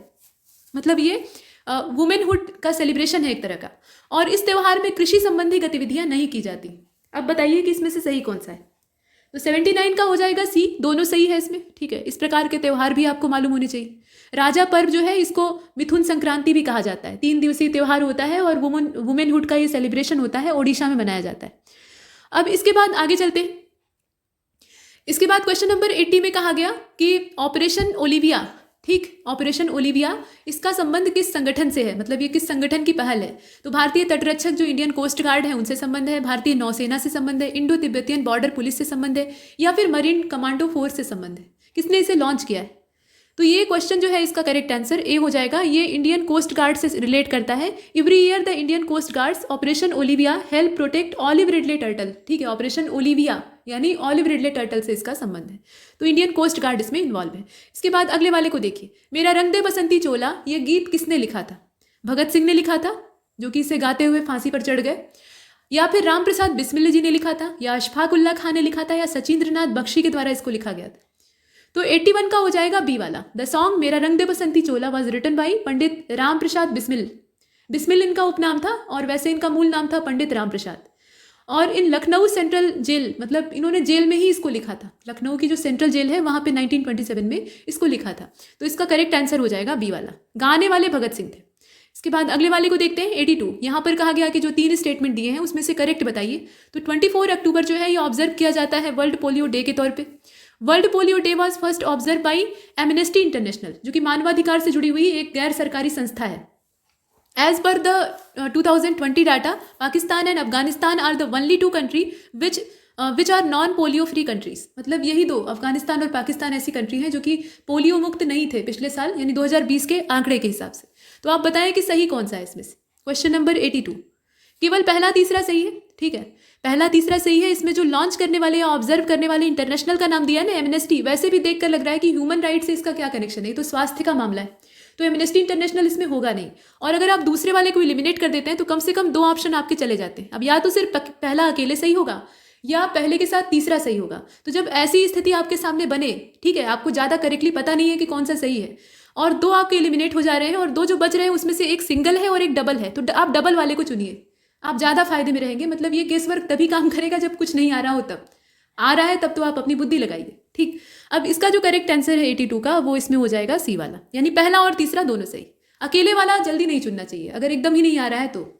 इसके बाद अगले वाले को देखते हैं। 83 में कहा गया कि स्टॉक फार्मिंग जो होती है वो असल में क्या होती है। उसमें कई सारी फसलें आप एक साथ उगाते हैं या मवेशियों को पालने का काम शुरू कर देते हैं, मतलब पालना ही नहीं, उसकी ब्रीडिंग वाला काम शुरू कर देते हैं, और या फिर आप जो क्रॉप रोटेशन वाला सिस्टम है उसको अपना लेते हैं, या फिर पोटैटो फार्मिंग करने लगते हैं, यानी आलू उगाने लगते हैं। बताइए, स्टॉक फार्मिंग। और 83 का जो करेक्ट आंसर है वो सी हो जाएगा। क्रॉप रोटेशन से इसका कनेक्शन होता है।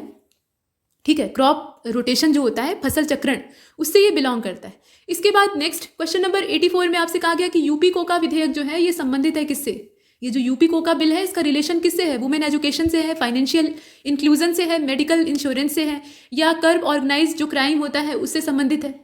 और यूपी कोका का संबंध आपने देखा है, लॉन्च किया गया था line of Maharashtra control of organize crime act, MCOCA, मतलब उसी की श्रेणी में इसको लॉन्च किया गया था। Seek to curb organize crime, मतलब जो संगठित अपराध होते हैं, सुसंगठित अपराध होते हैं, उन पर अंकुश लगाने के लिए इसको लाया गया था। तो इसका डी वाला सही। इसके बाद अगले वाले को देखते हैं। 85 में आपसे कहा गया कि which of the following subjects are the part of state list. ये जरूर देख लीजिएगा, यूनियन लिस्ट, स्टेट लिस्ट और कॉन्करेंट लिस्ट, इनके अंदर कौन कौन से सब्जेक्ट हैं, मतलब किसको केंद्र और राज्य आपस में साझा करते हैं, और कौन सा राज्य सूची का ही सिर्फ विषय है और कौन सा केंद्र सूची का विषय। फिलहाल यहाँ पे फार्मेसी है, हॉस्पिटल है, सार्वजनिक स्वास्थ्य यानी पब्लिक हेल्थ है, और मेडिकल स्टडीज है। बताइए कौन सा इसमें से राज्य सूची का विषय है। 85 डी वाला हो जाएगा। पहला, दूसरा और तीसरा, फार्मेसी, हॉस्पिटल और पब्लिक हेल्थ, ये राज्य सूची के विषय। ठीक है, संघ सूची में वो विषय डाले जाते हैं जो कि अंतर्राष्ट्रीय और राष्ट्रीय महत्व के होते हैं, लेकिन आम जनता तक पहुंच वाले जो विषय होते हैं उनका संबंध प्रायः राज्य सूची से होता है, क्योंकि अंतिम लेवल पर क्रियान्वयन तो उन्हीं के जिम्मे होता है। फिलहाल इसका जो डी वाला था वो सही था। इसके बाद अगले वाले को देखते हैं। क्वेश्चन नंबर 86 में आपसे लिस्ट मिलान के लिए कहा गया है। घराना है और संस्थापकों के नाम है, संगीत के घराने। तो ग्वालियर घराना है, जयपुर घराना है, किराना और आगरा घराना है। यहाँ पर बिनकर बंदे अली खां है। इसके अलावा अल्लाह रखा दास मलूक दास है, अलग दास मलूक दास है, माफ़ कीजिएगा, और नाथ पीर बख्श है। ठीक है, नाथन पीर बख्श इनको कहा जाता था, और माना रंगी है, ये मनरंग है असल में। तो आप बताइए कौन से किससे बिलोंग करते हैं, जल्दी से घराने का नाम इसमें मिलान करना है। तो इसमें अगर आप देखें तो बी वाला हो जाएगा, बी वाले के अकॉर्डिंग इसको मिला लेंगे, यानी ग्वालियर को आप मिला लीजिए नाथन से। इसके बाद इसमें जो जयपुर है इसको आप मनरंग से मिला लीजिए। ठीक है, और किराना को आप मिला लीजिए बंदे अली से। आगरा वाला बस्ता है तो यहाँ पे अलग दास से मिला लीजिए, हो गया। अगले वाले को देखते हैं। क्वेश्चन नंबर 87 में कहा गया कि which district of Uttar Pradesh is estimated to have 3000 ton of gold reserve. मतलब उत्तर प्रदेश के किस जिले में 3000 टन सोने के भंडार होने का अनुमान है। ये चौंकाने वाली बात है, आंखों में सोने जैसी चमक आ जाएगी कि अपने यूपी में इतना सोना, लेकिन है कहाँ पे जरा बताइए। सोनभद्र में है, गोंडा में है, झांसी में है कि बरेली में? और 87 का जो राइट आंसर है वो इसमें हो जाएगा ए वाला। सोनभद्र 3000 टन सोना होने का अनुमान है। वो प्राप्त कैसे होगा, बहुत पहले से ये चल रहा है, मतलब पता तो पहले से ही है, कई बार कोशिश भी हो चुकी है, लेकिन अभी तक कोई सार्थक परिणाम नहीं मिला है। इसके बाद क्वेश्चन नंबर 88 को देखते हैं। उत्तर प्रदेश का जो श्रावस्ती जिला है वहाँ पे बाल विवाह को रोकने के लिए एक एप्लीकेशन लॉन्च किया गया है, और दुनिया में श्रावस्ती में बाल विवाहों की संख्या अगर देखी जाए तो उस मामले में ये जिला पूरी दुनिया में दूसरे स्थान पर है। इतनी बुरी स्थिति। तो आप बताइए कि सही है या गलत। अब इसका हो जाएगा सी वाला, सही बात है। ठीक है, ये अच्छी अच्छी बातें जो यहाँ कही गई हैं बाल विवाह के बारे में, ये दोनों सही है। Shravasti has launch an application और उसका नाम है परिपक्व। ठीक है, परिपक्व का मतलब क्या, वयस्क हो जाने के बाद विवाह करो। To handle complaints regarding child marriage, और Shravasti rank second in the world in child marriage after Nigeria. यहाँ पर पूरे देशों से अगर तुलना की जाए तो श्रावस्ती जो है वो दूसरे स्थान पर। इसके बाद अगले वाले को देखते हैं। क्वेश्चन नंबर 89 में कहा गया कि भारत की प्रथम पॉड टैक्सी शहरों के बीच में संचालित करने का प्रस्ताव है। तो कौन से दो शहर हैं आप जरा बताइए। देखिए इसका बी हो जाएगा। ठीक है, बी का मतलब नोएडा और जेवर के बीच में ये चलेगी। इसके बाद क्वेश्चन नंबर 90 को देखते हैं। यहाँ लिस्ट माफ कीजिएगा, स्टेटमेंट दिया हुआ है और सही कौन सा है वो आपको बताना है। तो उत्तर प्रदेश का जो अर्बन मोबिलिटी मिशन है, plan to launch rapid rail transit service in the state. ठीक है, और सेकंड स्टेटमेंट ये कहता है कि जो अर्बन मोबिलिटी मिशन है इसका पायलट प्रोजेक्ट कानपुर, लखनऊ और झांसी में स्टार्ट किया जाएगा, लॉन्च किया जाएगा। आप बताइए कि करेक्ट कौन सा है। 90 वाले का राइट आंसर बी हो जाएगा, यानी सिर्फ दूसरा वाला ही सही है, पहला वाला गलत है। पहले वाले में जो क्या दिया गया ना, यहाँ पर उत्तर प्रदेश का जो अर्बन मोबिलिटी मिशन है इसकी प्लानिंग है launch 700 electric buses in 14 city in the state, और यहाँ पे रैपिड रेल की बात कह दी गई है, तो इसलिए पहला वाला गलत है। इसके बाद अगले वाले को देखिए। 91 में कहा गया कि उत्तर प्रदेश की पहली कृषि निर्यात नीति को मंजूरी कब दी गई थी, वो समय आपको बताना है। तो समय इसका हो जाएगा सी वाला, यानी 2019 में दी गई थी। इसके बाद क्वेश्चन नंबर 92 में कहा गया कि what was the theme of 24th national youth festival. ठीक है, डिजिटल विद्रोह मतलब digital uprising, youth spirit of new India, हरित स्वास्थ्य यानी ग्रीन हेल्थ, या फिर फाइट कोरोना। इसमें से कौन सा थीम था आप बताइए। तो इसका बी हो जाएगा। National youth festival is celebrated to commemorate the birth anniversary of youth icon Swami Vivekananda, और its 24th edition was held from the 12 January to 16 January 2021। ये है इसका, तो बी वाला सही है। इसके बाद अगले वाले को देखते हैं। क्वेश्चन नंबर 93 में कहा गया कि India's first leather park will be come up in, कहाँ पर लेदर पार्क कहाँ पे खोला जाएगा, और 93 का बी वाला सही है, कानपुर। ठीक। क्वेश्चन नंबर 94 में कहा गया कि the environment lovers of Bundelkhand have launch a campaign to save which forest, मतलब किस जंगल को बचाने के लिए पर्यावरण प्रेमियों ने अभियान चलाया है। चित्रकूट, सुंदरवन, बक्सवाहा या फिर कैमूर। और क्वेश्चन नंबर 94 का राइट आंसर हो जाएगा बुक्सवाहा या बक्सवाहा। ये जंगल जो है इसको बचाने के लिए अभियान चलाया गया है। Which of the following state have von e panchayat award in 2021। इसमें राज्यों के नाम आपको सिलेक्ट करने हैं जो कि ई पंचायत अवार्ड 2021 को जीते हैं। तो इसका हो जाएगा बी वाला। ठीक, बी वाले का मतलब यह है कि पहला, दूसरा और चौथा। The Uttar Pradesh government has won e panchayat Puraskar ranking first in category, और कैटेगरी 1 में जो रैंकिंग फर्स्ट है वो यूपी को प्राप्त हुई, और it was followed by Assam and Chhattisgarh at the second position, while Odisha and Tamil Nadu stood third. मतलब यहाँ ध्यान दीजिएगा कि असम और छत्तीसगढ़ ये संयुक्त रूप से दूसरे स्थान पे है, और ओडिशा और तमिलनाडु जो है ये संयुक्त रूप से तीसरे स्थान पे है। ये मत समझिएगा कि यहाँ पहला, दूसरा, तीसरा, चौथा ऐसे हो रहा है। दो राज्य जो है वो दूसरी, तीसरी पोजीशन पे मौजूद है। इसके बाद अगले वाले को देखते हैं। क्वेश्चन नंबर 96 में कहा गया कि काशी महाकाल एक्सप्रेस ये किन शहरों के बीच में चलाई जाएगी। तो 96 का जो राइट आंसर है वो इसमें ए वाला हो जाएगा, वाराणसी और उज्जैन के बीच में चलाई जाएगी। काशी मतलब वाराणसी, महाकाल मतलब उज्जैन, तो आप वैसे भी मिला सकते हैं। इसके बाद अगले वाले को देखिए। 97 में कहा गया कि 3 स्टेटमेंट दिया है, सही क्या है आप बताइए। जो टॉरिड जोन होता है मतलब उष्ण क्षेत्र होते हैं, उसमें ऐसे इलाकों को शामिल किया जाता है जो कि पृथ्वी पर सबसे गर्म स्थान होते हैं, और उष्ण क्षेत्र में तापमान दिन रात अपेक्षाकृत एक जैसा रहता है, माने दिन और रात का जो टेम्परेचर डिफरेंस है वो लगभग नेग्लिजिबल होता है। भारत का दक्षिणी भाग उष्ण कटिबंधीय क्षेत्र में पाया जाता है, साउदर्न पोर्शन ऑफ इंडिया। आप बताइए कि इसमें से ट्रू कौन सा है। 97 का राइट आंसर डी हो जाएगा। जो टॉरिड जोन होते हैं ये एक तरह का एरिया होते हैं that lies between Tropic of Cancer and Tropic of Capricorn. ठीक है, कर्क रेखा और मकर रेखा के बीच में इनकी स्थिति पाई जाती है, तो गर्मी तो होगी ही। तो चलिए इसका करेक्ट आंसर क्या होगा, 97 का डी वाला हो जाएगा। डी का मतलब यह है कि तीनों इसमें सही। इसके बाद अगले वाले को देखते हैं। यहाँ कहा गया कि which of the following pair is not correctly match. Seshachalam hill Andhra Pradesh में है, सिमलीपाल ओडिशा में है, नोकरेक मिजोरम में है, और अगस्त्यामलाई कर्नाटक में। अब इसमें आप बताइए। तो देखिए इसका डी वाला जो है अगस्त्यामलाई बायोस्फीयर रिजर्व, इसकी लोकेशन केरल और तमिलनाडु दोनों में है, और यहाँ क्या दिया है, कर्नाटक दे रखा है, तो इसलिए ये वाला तो गलत है। इसके बाद आगे चलते हैं। वैसे यहाँ नोकरेक की जो लोकेशन है उसको भी अगर आप देखें तो यह मेघालय होगा। ठीक है, गारो हिल्स में पड़ता है नोकरेक, तो यहाँ जो इसकी लोकेशन है वो मेघालय होगी। इसमें सी और डी दोनों सुमेलित नहीं, सी वाला भी गलत है और डी वाला भी गलत है, तो इसका ये वाला दोनों सही हो जाएगा, मतलब आंसर के लिहाज से सही हो जाएगा, वैसे आंसर गलत दिया है। इसके बाद क्वेश्चन नंबर 99 को देखिए। यहाँ कहा जा रहा है कि अपूर्ण दहन जो होता है, मतलब आधा अधूरा दहन किया जाता है, तो उसके कारण वाहन से निकलती है रंगहीन गैस, ठीक, मतलब कलरलेस गैस रिलीज होती है। अब वो जो कलरलेस गैस होती है वो कौन सी होती है आपको बताना है। क्वेश्चन नंबर 99, वो कार्बन मोनोऑक्साइड होती है, उसका कोई रंग नहीं होता है। इसके बाद देखिए यहाँ कहा जा रहा है कि बायोमास क्या चीज़ होती है। तो बायोमास के बारे में कहा गया कि प्रति इकाई क्षेत्रफल में कार्बनिक पदार्थ का ये कुल वजन होता है, या फिर वह दर होती है जिस पर कि एक पारिस्थितिकी तंत्र में रासायनिक ऊर्जा का उत्पादन होता है। स्वपोषी द्वारा प्रति इकाई समय में संग्रहित कार्बनिक पदार्थों की कुल मात्रा होती है, या इसमें से कुछ नहीं। तो क्वेश्चन नंबर 100 का हो जाएगा ए वाला, यानी प्रति इकाई क्षेत्रफल, जो total weight of organic material per unit area होता है, उसी को हम लोग कहते हैं बायोमास। इसके बाद अगले वाले को देखते हैं, यानी 101, विच of the following has highest ecological productivity. इसमें से पारिस्थितिकी उत्पादकता किसकी सबसे उच्च होती है, घास के मैदानों की, या आर्द्र वनों की, या फिर जो कृषि क्षेत्र हैं, या गहरे महासागर की। गहरे महासागर की। तो 101 का हो जाएगा बी वाला। आर्द्र वन जो होते हैं, आर्द्रता जहाँ ज़्यादा होगी वहाँ निश्चित रूप से गर्मी ज़्यादा होगी। और इस प्रकार के जो मॉस्ट फॉरेस्ट होते हैं, यहाँ पे वनस्पतियों में विविधता पाई जाती है। वनस्पतियाँ जब डिफरेंट होंगी तो जीव भी डाइवर्सिटी वाले होंगे, ये सब चीज़ें। इसके बाद अगले वाले को देखते हैं। गहरे महासागर में होने से रही क्योंकि वहाँ सूर्य का प्रकाश बहुत कम मात्रा में पहुँचता है। Arrange the following aquatic ecosystem in term of their productivity in decreasing order. मतलब अवरोही क्रम में आपको जो प्रोडक्टिविटी है इकोसिस्टम की, वो भी एक ऐसा इकोसिस्टम है, ये एक्वाटिक है, मतलब जलीय पारितंत्र है, तो इसको आपको व्यवस्थित करना है।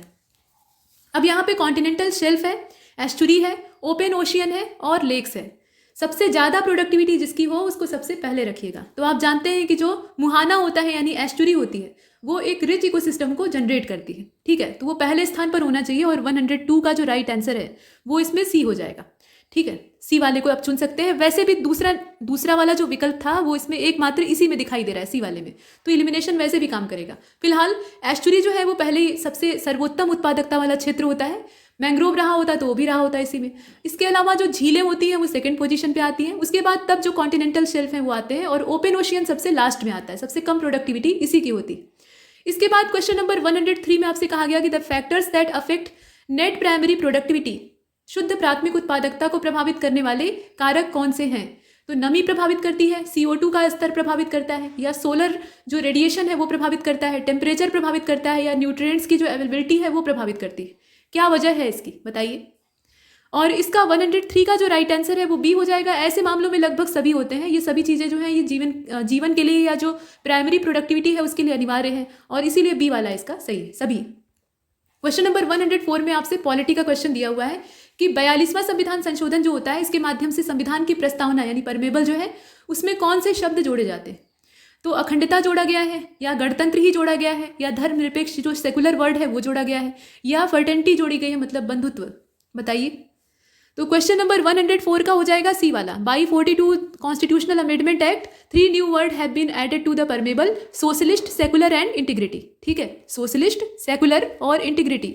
तो इसका जो करेक्ट आंसर है वो इसमें से कौन सा होगा, सी वाला हो जाएगा। Next question number 105, which of the following are not unitary feature of Indian constitution. एकात्मक विशेषता इसमें से कौन सी नहीं है, एकात्मक विशेषता।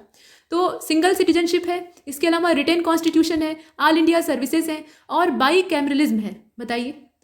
और क्वेश्चन नंबर 105 का हो जाएगा ए वाला। यहाँ जो विशेषता नहीं है वो आपको असल में चुनना है, तो इसका जो करेक्ट आंसर है वो इसमें से फिर तो ए ही होना चाहिए। दूसरा और चौथा, रिटेन कॉन्स्टिट्यूशन और बाई कैमरलिज्म, ये इसमें एकात्मक विशेषता का हिस्सा नहीं है। विशेषता तो है ही है लेकिन एकात्मक वाली नहीं।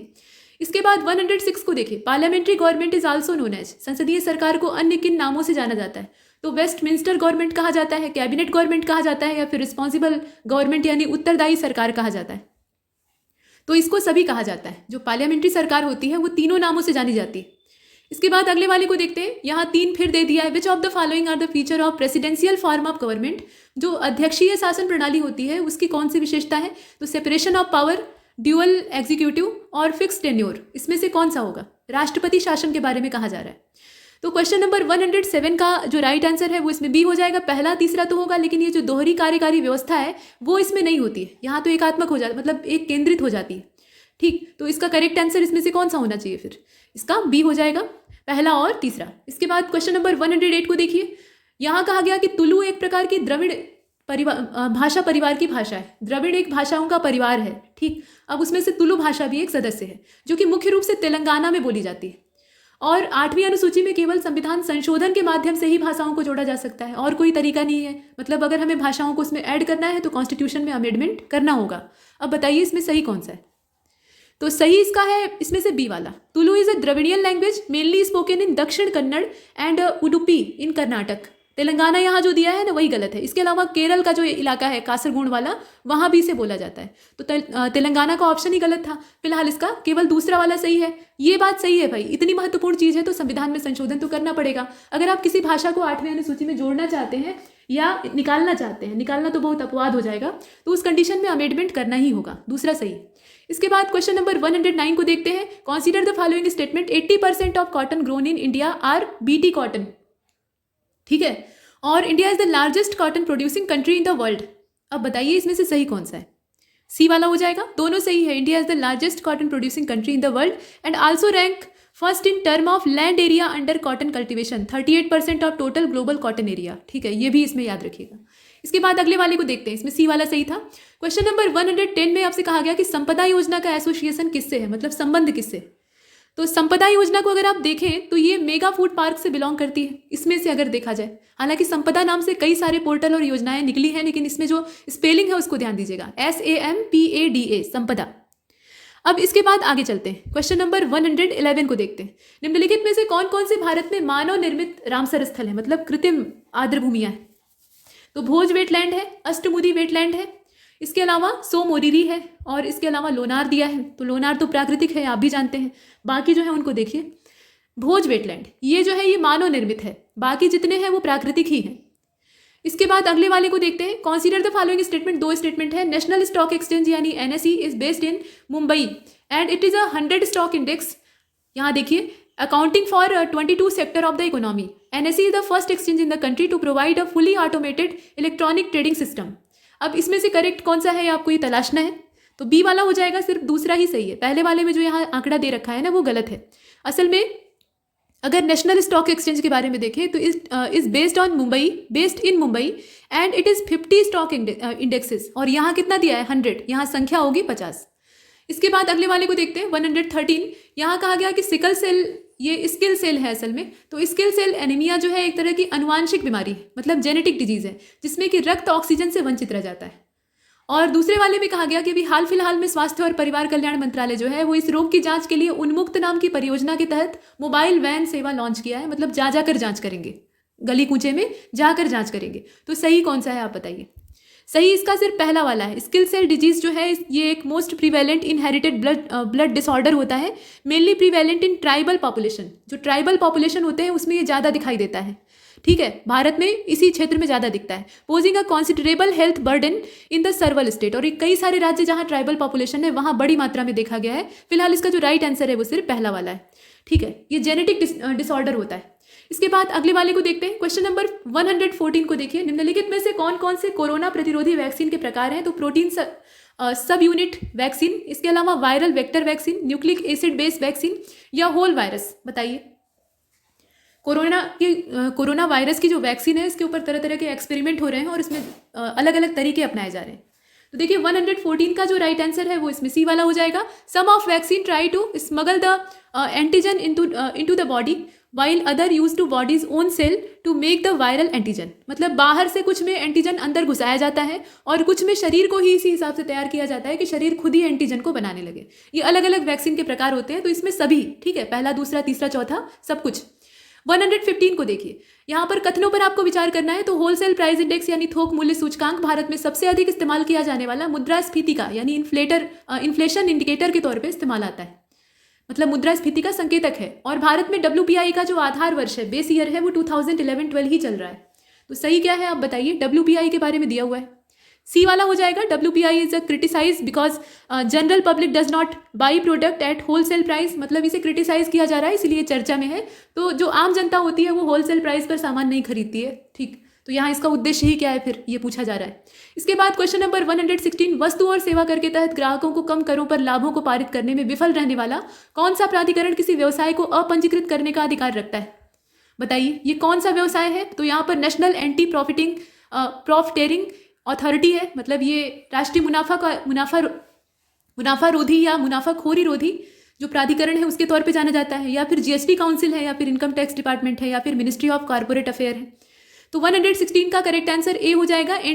National anti profiteering authority was establish under the central goods and services act 2017 और वही इसका करेक्ट आंसर है। तो इसका जो राइट आंसर है वो ए। इसके बाद 117 में कहा गया कि Dihing Patkai recently made to the list of national park in India. अभी चर्चा हुई थी ना, यहाँ आ गया।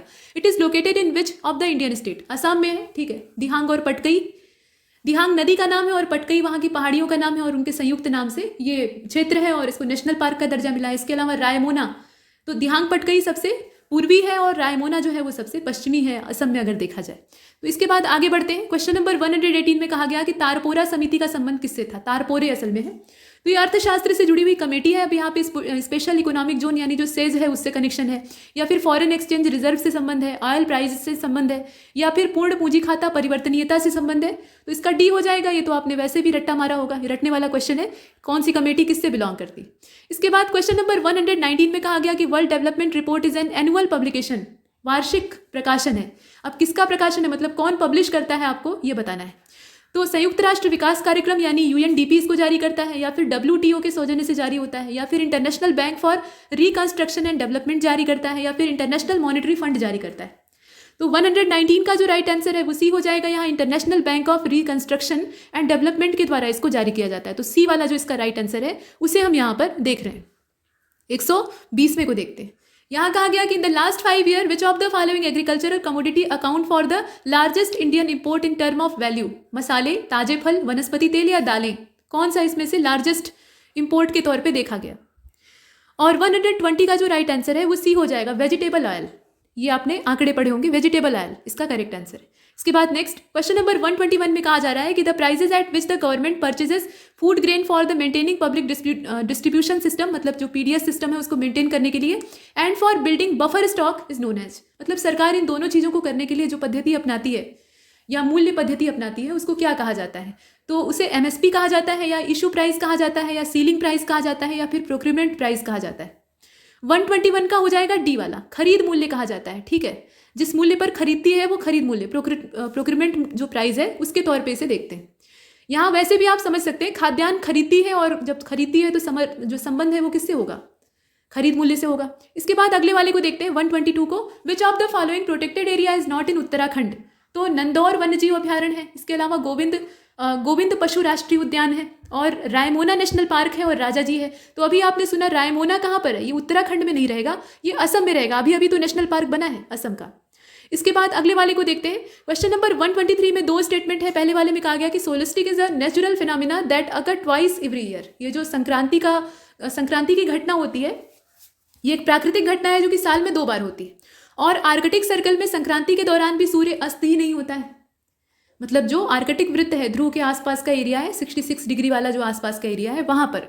तो आप बताइए कि 123 वाला जो है इसका करेक्ट आंसर क्या होगा? सी वाला हो जाएगा। दोनों सही है, दोनों में कोई समस्या नहीं है।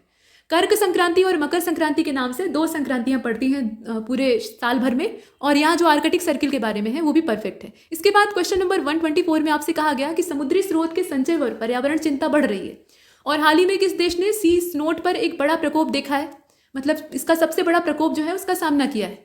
इसका जो अंग्रेजी वर्जन है उसको देख लीजिए। There has been growing environmental concern over the accumulation of sea snot. Which country has witnessed the largest outbreak of sea snot? तो ये तुर्की है, जापान है, चीन है, या फिर साउथ अफ्रीका है? और इसका जो करेक्ट आंसर है वो इसमें ए हो जाएगा, तुर्की। Sea snot is a slimy layer of green and grey sludge in the sea. ठीक है, और ये तुर्की जो है यहाँ के सी ऑफ मरमारा जो है, मरमारा सागर या मरमारा की जो जलधारा है वो असल में ब्लैक सी को जो एजियन सी है उससे कनेक्ट करने का काम करती है। तो उसमें ये घटना देखी गई और तुर्की इसका सामना कर रहा था, तो ए वाला सही है। अब इसके बाद देखिए, the Maratha kingdom was founded by Shivaji during the reign of which ruler? उस समय किसका शासन था बताइए? औरंगजेब का शासन था, ये आपने पढ़ा है। तो 125 का सी वाला हो जाएगा। बाढ़ चेतावनी प्रणाली स्थापित करने वाला विश्व का, माफ कीजिएगा, पहला जो भारतीय शहर है, भारत का पहला शहर है, वो कौन सा है बताइए? बाढ़ चेतावनी प्रणाली, तो ये सी वाला हो जाएगा, शिलांग। ठीक है, 125। लेकिन शिलांग में बाढ़ तो बहुत ज़्यादा आती नहीं है, ये बाढ़ आने का जो घटना है आपने शिलांग में सुना है, तो ये आंसर सही नहीं है। फिर यहाँ अगर आप विकल्प को देखें तो चेन्नई इसमें सबसे अप्रोप्रिएट है, क्योंकि Chennai is the first to get flood warning system which is develop by Indian structure of tropical meteorology, Pune India Meteorological Department and National Centre for Coastal Research, ठीक है। और जो सेकेंड सिटी इस मामले में है वो है मुंबई। तो इसमें आप ध्यान दीजिएगा चेन्नई है, न कि शिलांग, इसका बी वाला सही। इसके बाद अगले वाले को देखते हैं। 127 में आपसे कहा गया कि सार्वजनिक बैंकों के क्षेत्र में अध्यक्ष का चयन किसके द्वारा किया जाता है, आप बताइए। ये अच्छा क्वेश्चन है और इसका करेक्ट आंसर हो जाएगा बैंक बोर्ड ब्यूरो, ये करती है चयन। 128 में देखिए, किस देश ने 2014 में संयुक्त राष्ट्रीय महासभा में अंतर्राष्ट्रीय योग दिवस के विषय में प्रस्ताव रखा था। तो ये प्रस्ताव रखने का काम किया था इसमें से भारत ने ही रखा था, ठीक है। और भारत के ही जो प्रस्ताव था उसको स्वीकार करके जो 21 जून की तारीख है उसे तय किया गया था। इसके बाद 129 को देखते हैं, इसमें 3 स्टेटमेंट हैं। तो पोर्ट नोवो का युद्ध ये टीपू सुल्तान और अंग्रेजों के बीच में हुआ था, और ये जो बैटल ऑफ पोर्ट नोवो है ये द्वितीय आंग्ल मैसूर युद्ध के एक हिस्से के तौर पे लड़ा गया था, मतलब ये अलग से कोई युद्ध नहीं हुआ था, उसी का एक पार्ट था। और जो सेकेंड एंग्लो मैसूर वार था उसमें टीपू सुल्तान और ईस्ट इंडिया कंपनी के बीच में मैंगलोर की संधि के साथ वो समाप्त होता है। तो आप बताएं कि इसमें से सही कौन सा है। सही इसका डी वाला है, पहला दूसरा तीसरा, इसमें तीनों सही, तीनों में कोई समस्या नहीं। Second Anglo Mysore war was started when Hyder Ali declared war against the British. पहले हैदर अली जो है वो ब्रिटिशों के खिलाफ युद्ध की घोषणा करते हैं, और this was in response to an English attack on Mahe. मतलब माहे पर क्या होता है कि अंग्रेजों का हमला हो जाता है, तो उसी की प्रतिक्रिया में हैदर अली घोषणा कर देते हैं। और माहे में ऐसा क्या था, तो वहाँ पर फ्रेंच लोग जो थे वो अपना डेरा डाले हुए थे और हैदर अली के वो मित्र थे, तो ये सब कंडीशन वहाँ बनती है। फिलहाल तीनों सही। इसके बाद क्वेश्चन नंबर 130 में ये कहा गया कि बुद्ध पूर्णिमा गौतम बुद्ध के जन्म को चिन्हित करने के लिए मनाया जाता है, और बुद्ध पूर्णिमा को 1999 में संयुक्त राष्ट्र निर्दिष्ट दिवस मनाया गया था, ठीक है। यहाँ 2 चीज़ें कही गई हैं, अब इसमें से आप बताइए कि सही क्या है। तो इसका सी हो जाएगा, दोनों सही है, दोनों में कोई समस्या नहीं। आगे चलते हैं। 131 में 2 स्टेटमेंट हैं। चीन ने अपनी 2020 की जनगणना के बाद 3 बच्चों की नीति को पेश किया है, मतलब 3 बच्चे पैदा कर सकते हैं। और चीन ने भी हर साल अपनी राष्ट्रीय सेवाओं में सेवानिवृत्ति की आयु को घटाने की घोषणा की है। तो सही क्या है आप बताइए। देखिए 131 का हो जाएगा ए वाला, सेवानिवृत्ति की उम्र घटाने के बारे में चीन का कोई इसमें उद्देश्य नहीं है। हाँ, पहला वाला सही है, और इसीलिए हम इसका जो ए वाला है उसको चुनते हैं। इसके बाद 132 को देखते हैं। G7 sign the Carbis Bay declaration, ठीक है। कैरिबिस बे डिक्लेरेशन जो है उस पर हस्ताक्षर किए थे G7 देशों ने, 7 देशों का समूह है, और ये 2021 में होता है। उद्देश्य क्या है, तो collective action on climate change, मतलब सामूहिक कार्यवाही जलवायु परिवर्तन के खिलाफ, या फिर डेटा हैंडलिंग और जो सिक्योरिटी वाला मामला था, मतलब गोपनीयता का मामला था उसके क्षेत्र में, या फिर इंटरनेट शटडाउन के मामले में, या फिर प्रिवेंटिंग फ्यूचर पेंडेमिक्स, जो कोरोना ने परेशान किया है, तो भविष्य में अगर कोई ऐसा पेंडेमिक आता है तो उसके बारे में। बताइए इसमें से कौन सा होगा। और इसका डी वाला ही सही है। अभी वर्तमान परिदृश्य में वैसे भी आप गेस कर सकते हैं कि जितने मुद्दे हैं वो पीछे हो गए हैं और पेंडेमिक सबसे आगे। क्वेश्चन नंबर 133 में आपको 3 स्टेटमेंट देकर सही तलाशने के लिए कहा जा रहा है। तो यहाँ ये कहा गया कि with reference to index of industrial production consider the following statement. तो ये राष्ट्रीय सांख्यिकी कार्यालय के द्वारा पब्लिश किया जाता है, और इसमें जो पब्लिक और प्राइवेट इंटरप्राइजेज हैं दोनों इन्वॉल्व होते हैं, और इसमें विनिर्माण और सेवा दोनों क्षेत्रों को भी शामिल किया जाता है, मतलब मैन्युफैक्चरिंग और सर्विस सेक्टर दोनों इसमें इन्वॉल्व होते हैं। तो आप बताइए कि करेक्ट क्या है। यहाँ बात हो रही है इंडेक्स ऑफ इंडस्ट्रियल प्रोडक्शन, और 133 का हो जाएगा सी वाला। इसमें पहला दूसरा तो सही है, लेकिन जो तीसरा वाला है वो गलत है। ये जो यहाँ इंडेक्स है जिसके बारे में बात हो रही है, ये केवल जो मैन्युफैक्चरिंग सेक्टर होता है उसी को कवर करता है, पब्लिक सेक्टर को नहीं कवर करता है। And tracks the actual production of goods, जो एक्चुअल प्रोडक्शन होता है उसको ये ट्रैक करने का काम करता है। और it is also use for GDP calculation, इसको जीडीपी कैलकुलेशन में भी यूज किया जाता है, और इसीलिए ये इतना इंपॉर्टेंट है। तो पहला दूसरा ही सही, तीसरा वाला इसमें गलत है, दोनों नहीं होगा, सिर्फ विनिर्माण होगा। इसके बाद अगले वाले को देखते हैं 134। मानव रक्त का औसत पीएच मान कितना होता है, ये तो आप जानते हैं, क्षारीय प्रवृत्ति का होता है लगभग। तो यहाँ अगर देखा जाए 134 को, तो इसका करेक्ट आंसर सी हो जाएगा। स्लाइटली बेसिक होता है, तो 7.3 से लेकर 7.4 के बीच में होता है, जो दिया रहे उसको चुन लीजिएगा। इसके बाद 135 को देखते हैं। 7 से अधिक रहेगा तो क्षारीय प्रवृत्ति बढ़ने लगेगी। अब यहाँ पर पलायन वेग आपको बताना है। तो पलायन वेग हर ग्रह का और हर उपग्रह का अपना अलग अलग होता है। पृथ्वी का पलायन वेग आपको बताना है, तो 11.2 किलोमीटर पर सेकेंड ये वो वेग होता है जो कि पृथ्वी के गुरुत्वाकर्षण चक्र से मुक्त होने के लिए किसी वस्तु के अंदर होना अनिवार्य होता है। अगर इतना वेग किसी चीज को मिल जाए तो वो पृथ्वी के गुरुत्वाकर्षण क्षेत्र से पार निकल जाएगी। मतलब 11.2 किलोमीटर का रास्ता वो 1 सेकंड में तय कर सके, इतनी दूरी, इतनी रफ्तार। इसके बाद अगले वाले को देखते हैं। 136 में आपको मिलान करना है। तो इलेक्ट्रोमैग्नेटिक वेव है और उसके इन्वेंटर्स के नाम दिए, मतलब किसने किसको खोजा था। अब इसमें लॉन्ग रेडियो वेव है, शॉर्ट रेडियो वेव है, इंफ्रारेड है, एक्सरे है, यहाँ पे रॉन्जन दिया है, हर्शल दिया है, हेनरिक हर्टज है और मार्कोनी है। बताइए कौन जने किसको खोजे थे।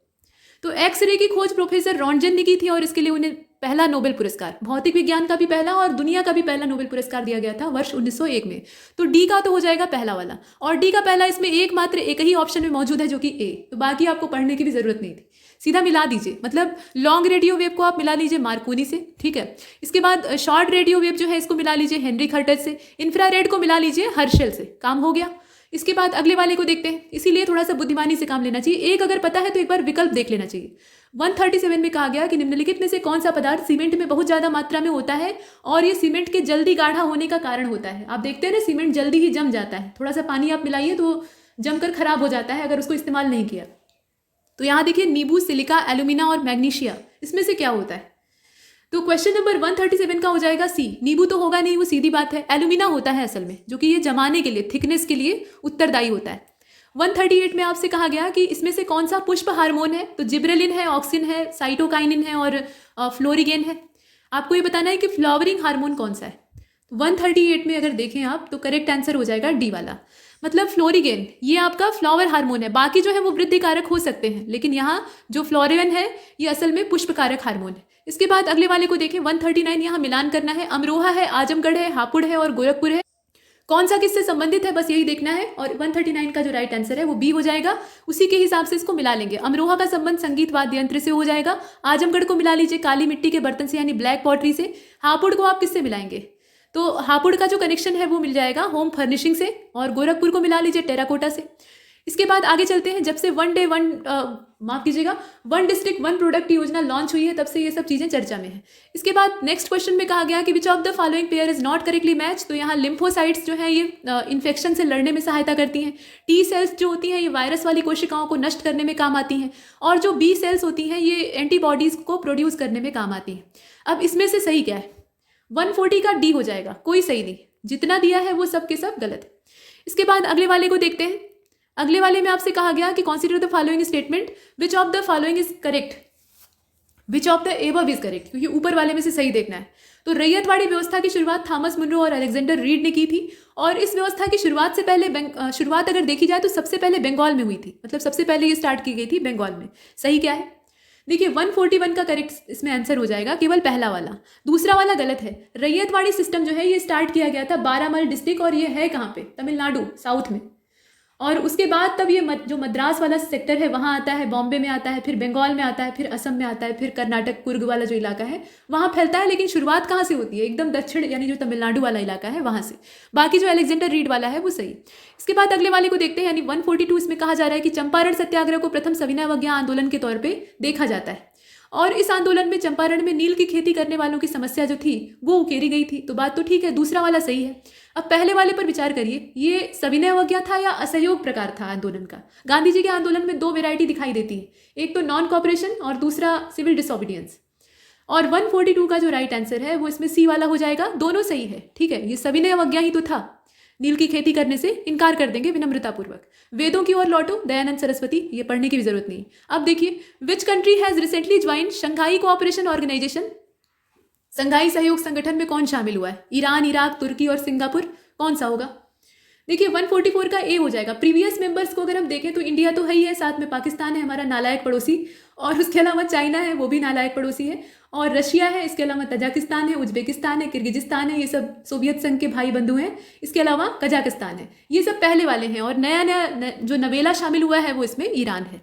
इसका ए वाला सही है। इसके बाद अगले वाले को देखते हैं 145। वहाबी आंदोलन के संस्थापक कौन है? मोहम्मद अली जिन्ना ने स्थापना की थी, बताइए। देखिए इसका बी हो जाएगा। वहाबी मूवमेंट जो है ये लॉन्च किया गया था रायबरेली में, तो यूपी वाला जो है इसको बहुत कायदे से पढ़ लीजिएगा। फिलहाल इसका बी वाला सही है, सैयद अहमद जी के द्वारा इसको लॉन्च किया गया था। इसके बाद आगे चलते हैं, अगले वाले को देखिए। 146 में कहा गया कि जो उपयोगितावाद का नैतिक सिद्धांत है ये जॉन मैनार्ड कीन्स के द्वारा लॉन्च किया गया था, ठीक है। और इसमें ये कहा गया कि it is also known as the greatest happiness principle, ये सबसे बड़ा सुख का सिद्धांत माना गया है। तो बताइए कि इसमें से सही क्या है? सही है इसका सिर्फ दूसरा, पहले वाले में जो यहाँ लॉन्च कर्ता का नाम दिया है ना वही गलत है।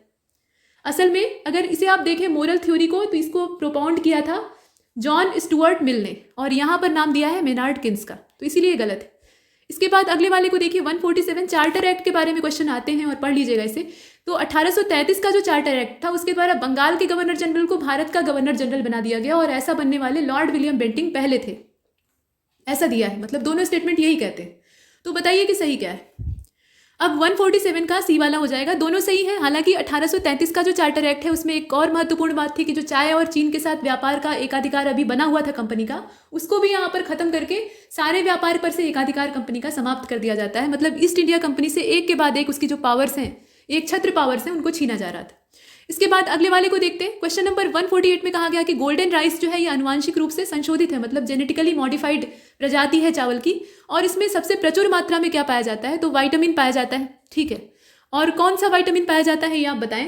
तो इसका हो जाएगा बीटा कैरोटीन। ठीक है, यहाँ पर विटामिन सी मत चुन लीजिएगा। इसके बाद अगले वाले को देखते हैं। क्वेश्चन नंबर 149 में कहा गया कि किसे आधुनिक भारत के निर्माता के तौर पे जाना जाता है, मतलब मेकर ऑफ मॉडर्न इंडिया। तो लॉर्ड लिटन है, लॉर्ड रिपन है, डलहौजी ने ऐसा कर दिया था या फिर मैकाले ने किया था, आप बताइए। देखिए इसका करेक्ट आंसर हो जाएगा सी वाला, लॉर्ड डलहौजी। क्यों ऐसा कहा जाता है, क्योंकि ये जो गवर्नर जनरल था ये 1848 से लेकर 56 तक रहता है और इसने कई सारी सुधारवादी नीतियां भी चलाई थी। मतलब कुछ जो नई टेक्नोलॉजी है उसका आविष्कार या उसका प्रचलन भारत में करवाया था, जैसे रेलवे है, डाक सेवा है, इस तरह की सेवाएं। इसलिए इसे मॉडर्न, यहाँ पे मॉडर्नाइजेशन का मेकर कहा जाता है। इसलिए नहीं कहा जाता है कि राज्यों को हड़पने लगा था, वो वजह नहीं है। इसके बाद लास्ट क्वेश्चन को देखते हैं जिसमें कहा गया कि देवबंद आंदोलन जो है, देवबंद स्कूल है, इसको दारुल उलूम के नाम से जाना जाता है। और ये जो संस्था है इसके माध्यम से भारतीय राष्ट्रीय कांग्रेस के गठन का विरोध किया गया था। दारुल उलूम की स्थापना मोहम्मद कासिम नानोतवी और राशिद अहमद गंगोही के द्वारा की गई थी। आप बताइए कि इसमें से सही क्या है। 3 स्टेटमेंट दिए हैं देवबंद स्कूल के बारे में और इसमें से दारुल उलूम वाला भी जो दिया है उसको भी देख लीजिएगा, कौन सा सही है। 150 का डी हो जाएगा। दारुल उलूम वाज सेटअप इन सहारनपुर उत्तर प्रदेश, इसकी लोकेशन भी आपको पता होना चाहिए। फिलहाल तीनों सही है, तो तीनों स्टेटमेंट इसकी प्रवृत्तियां दर्शाते हैं, उसको अनिवार्य रूप से पढ़ लीजिएगा। और यहाँ तक ये टेस्ट समाप्त होता है। तब तक के लिए नमस्कार।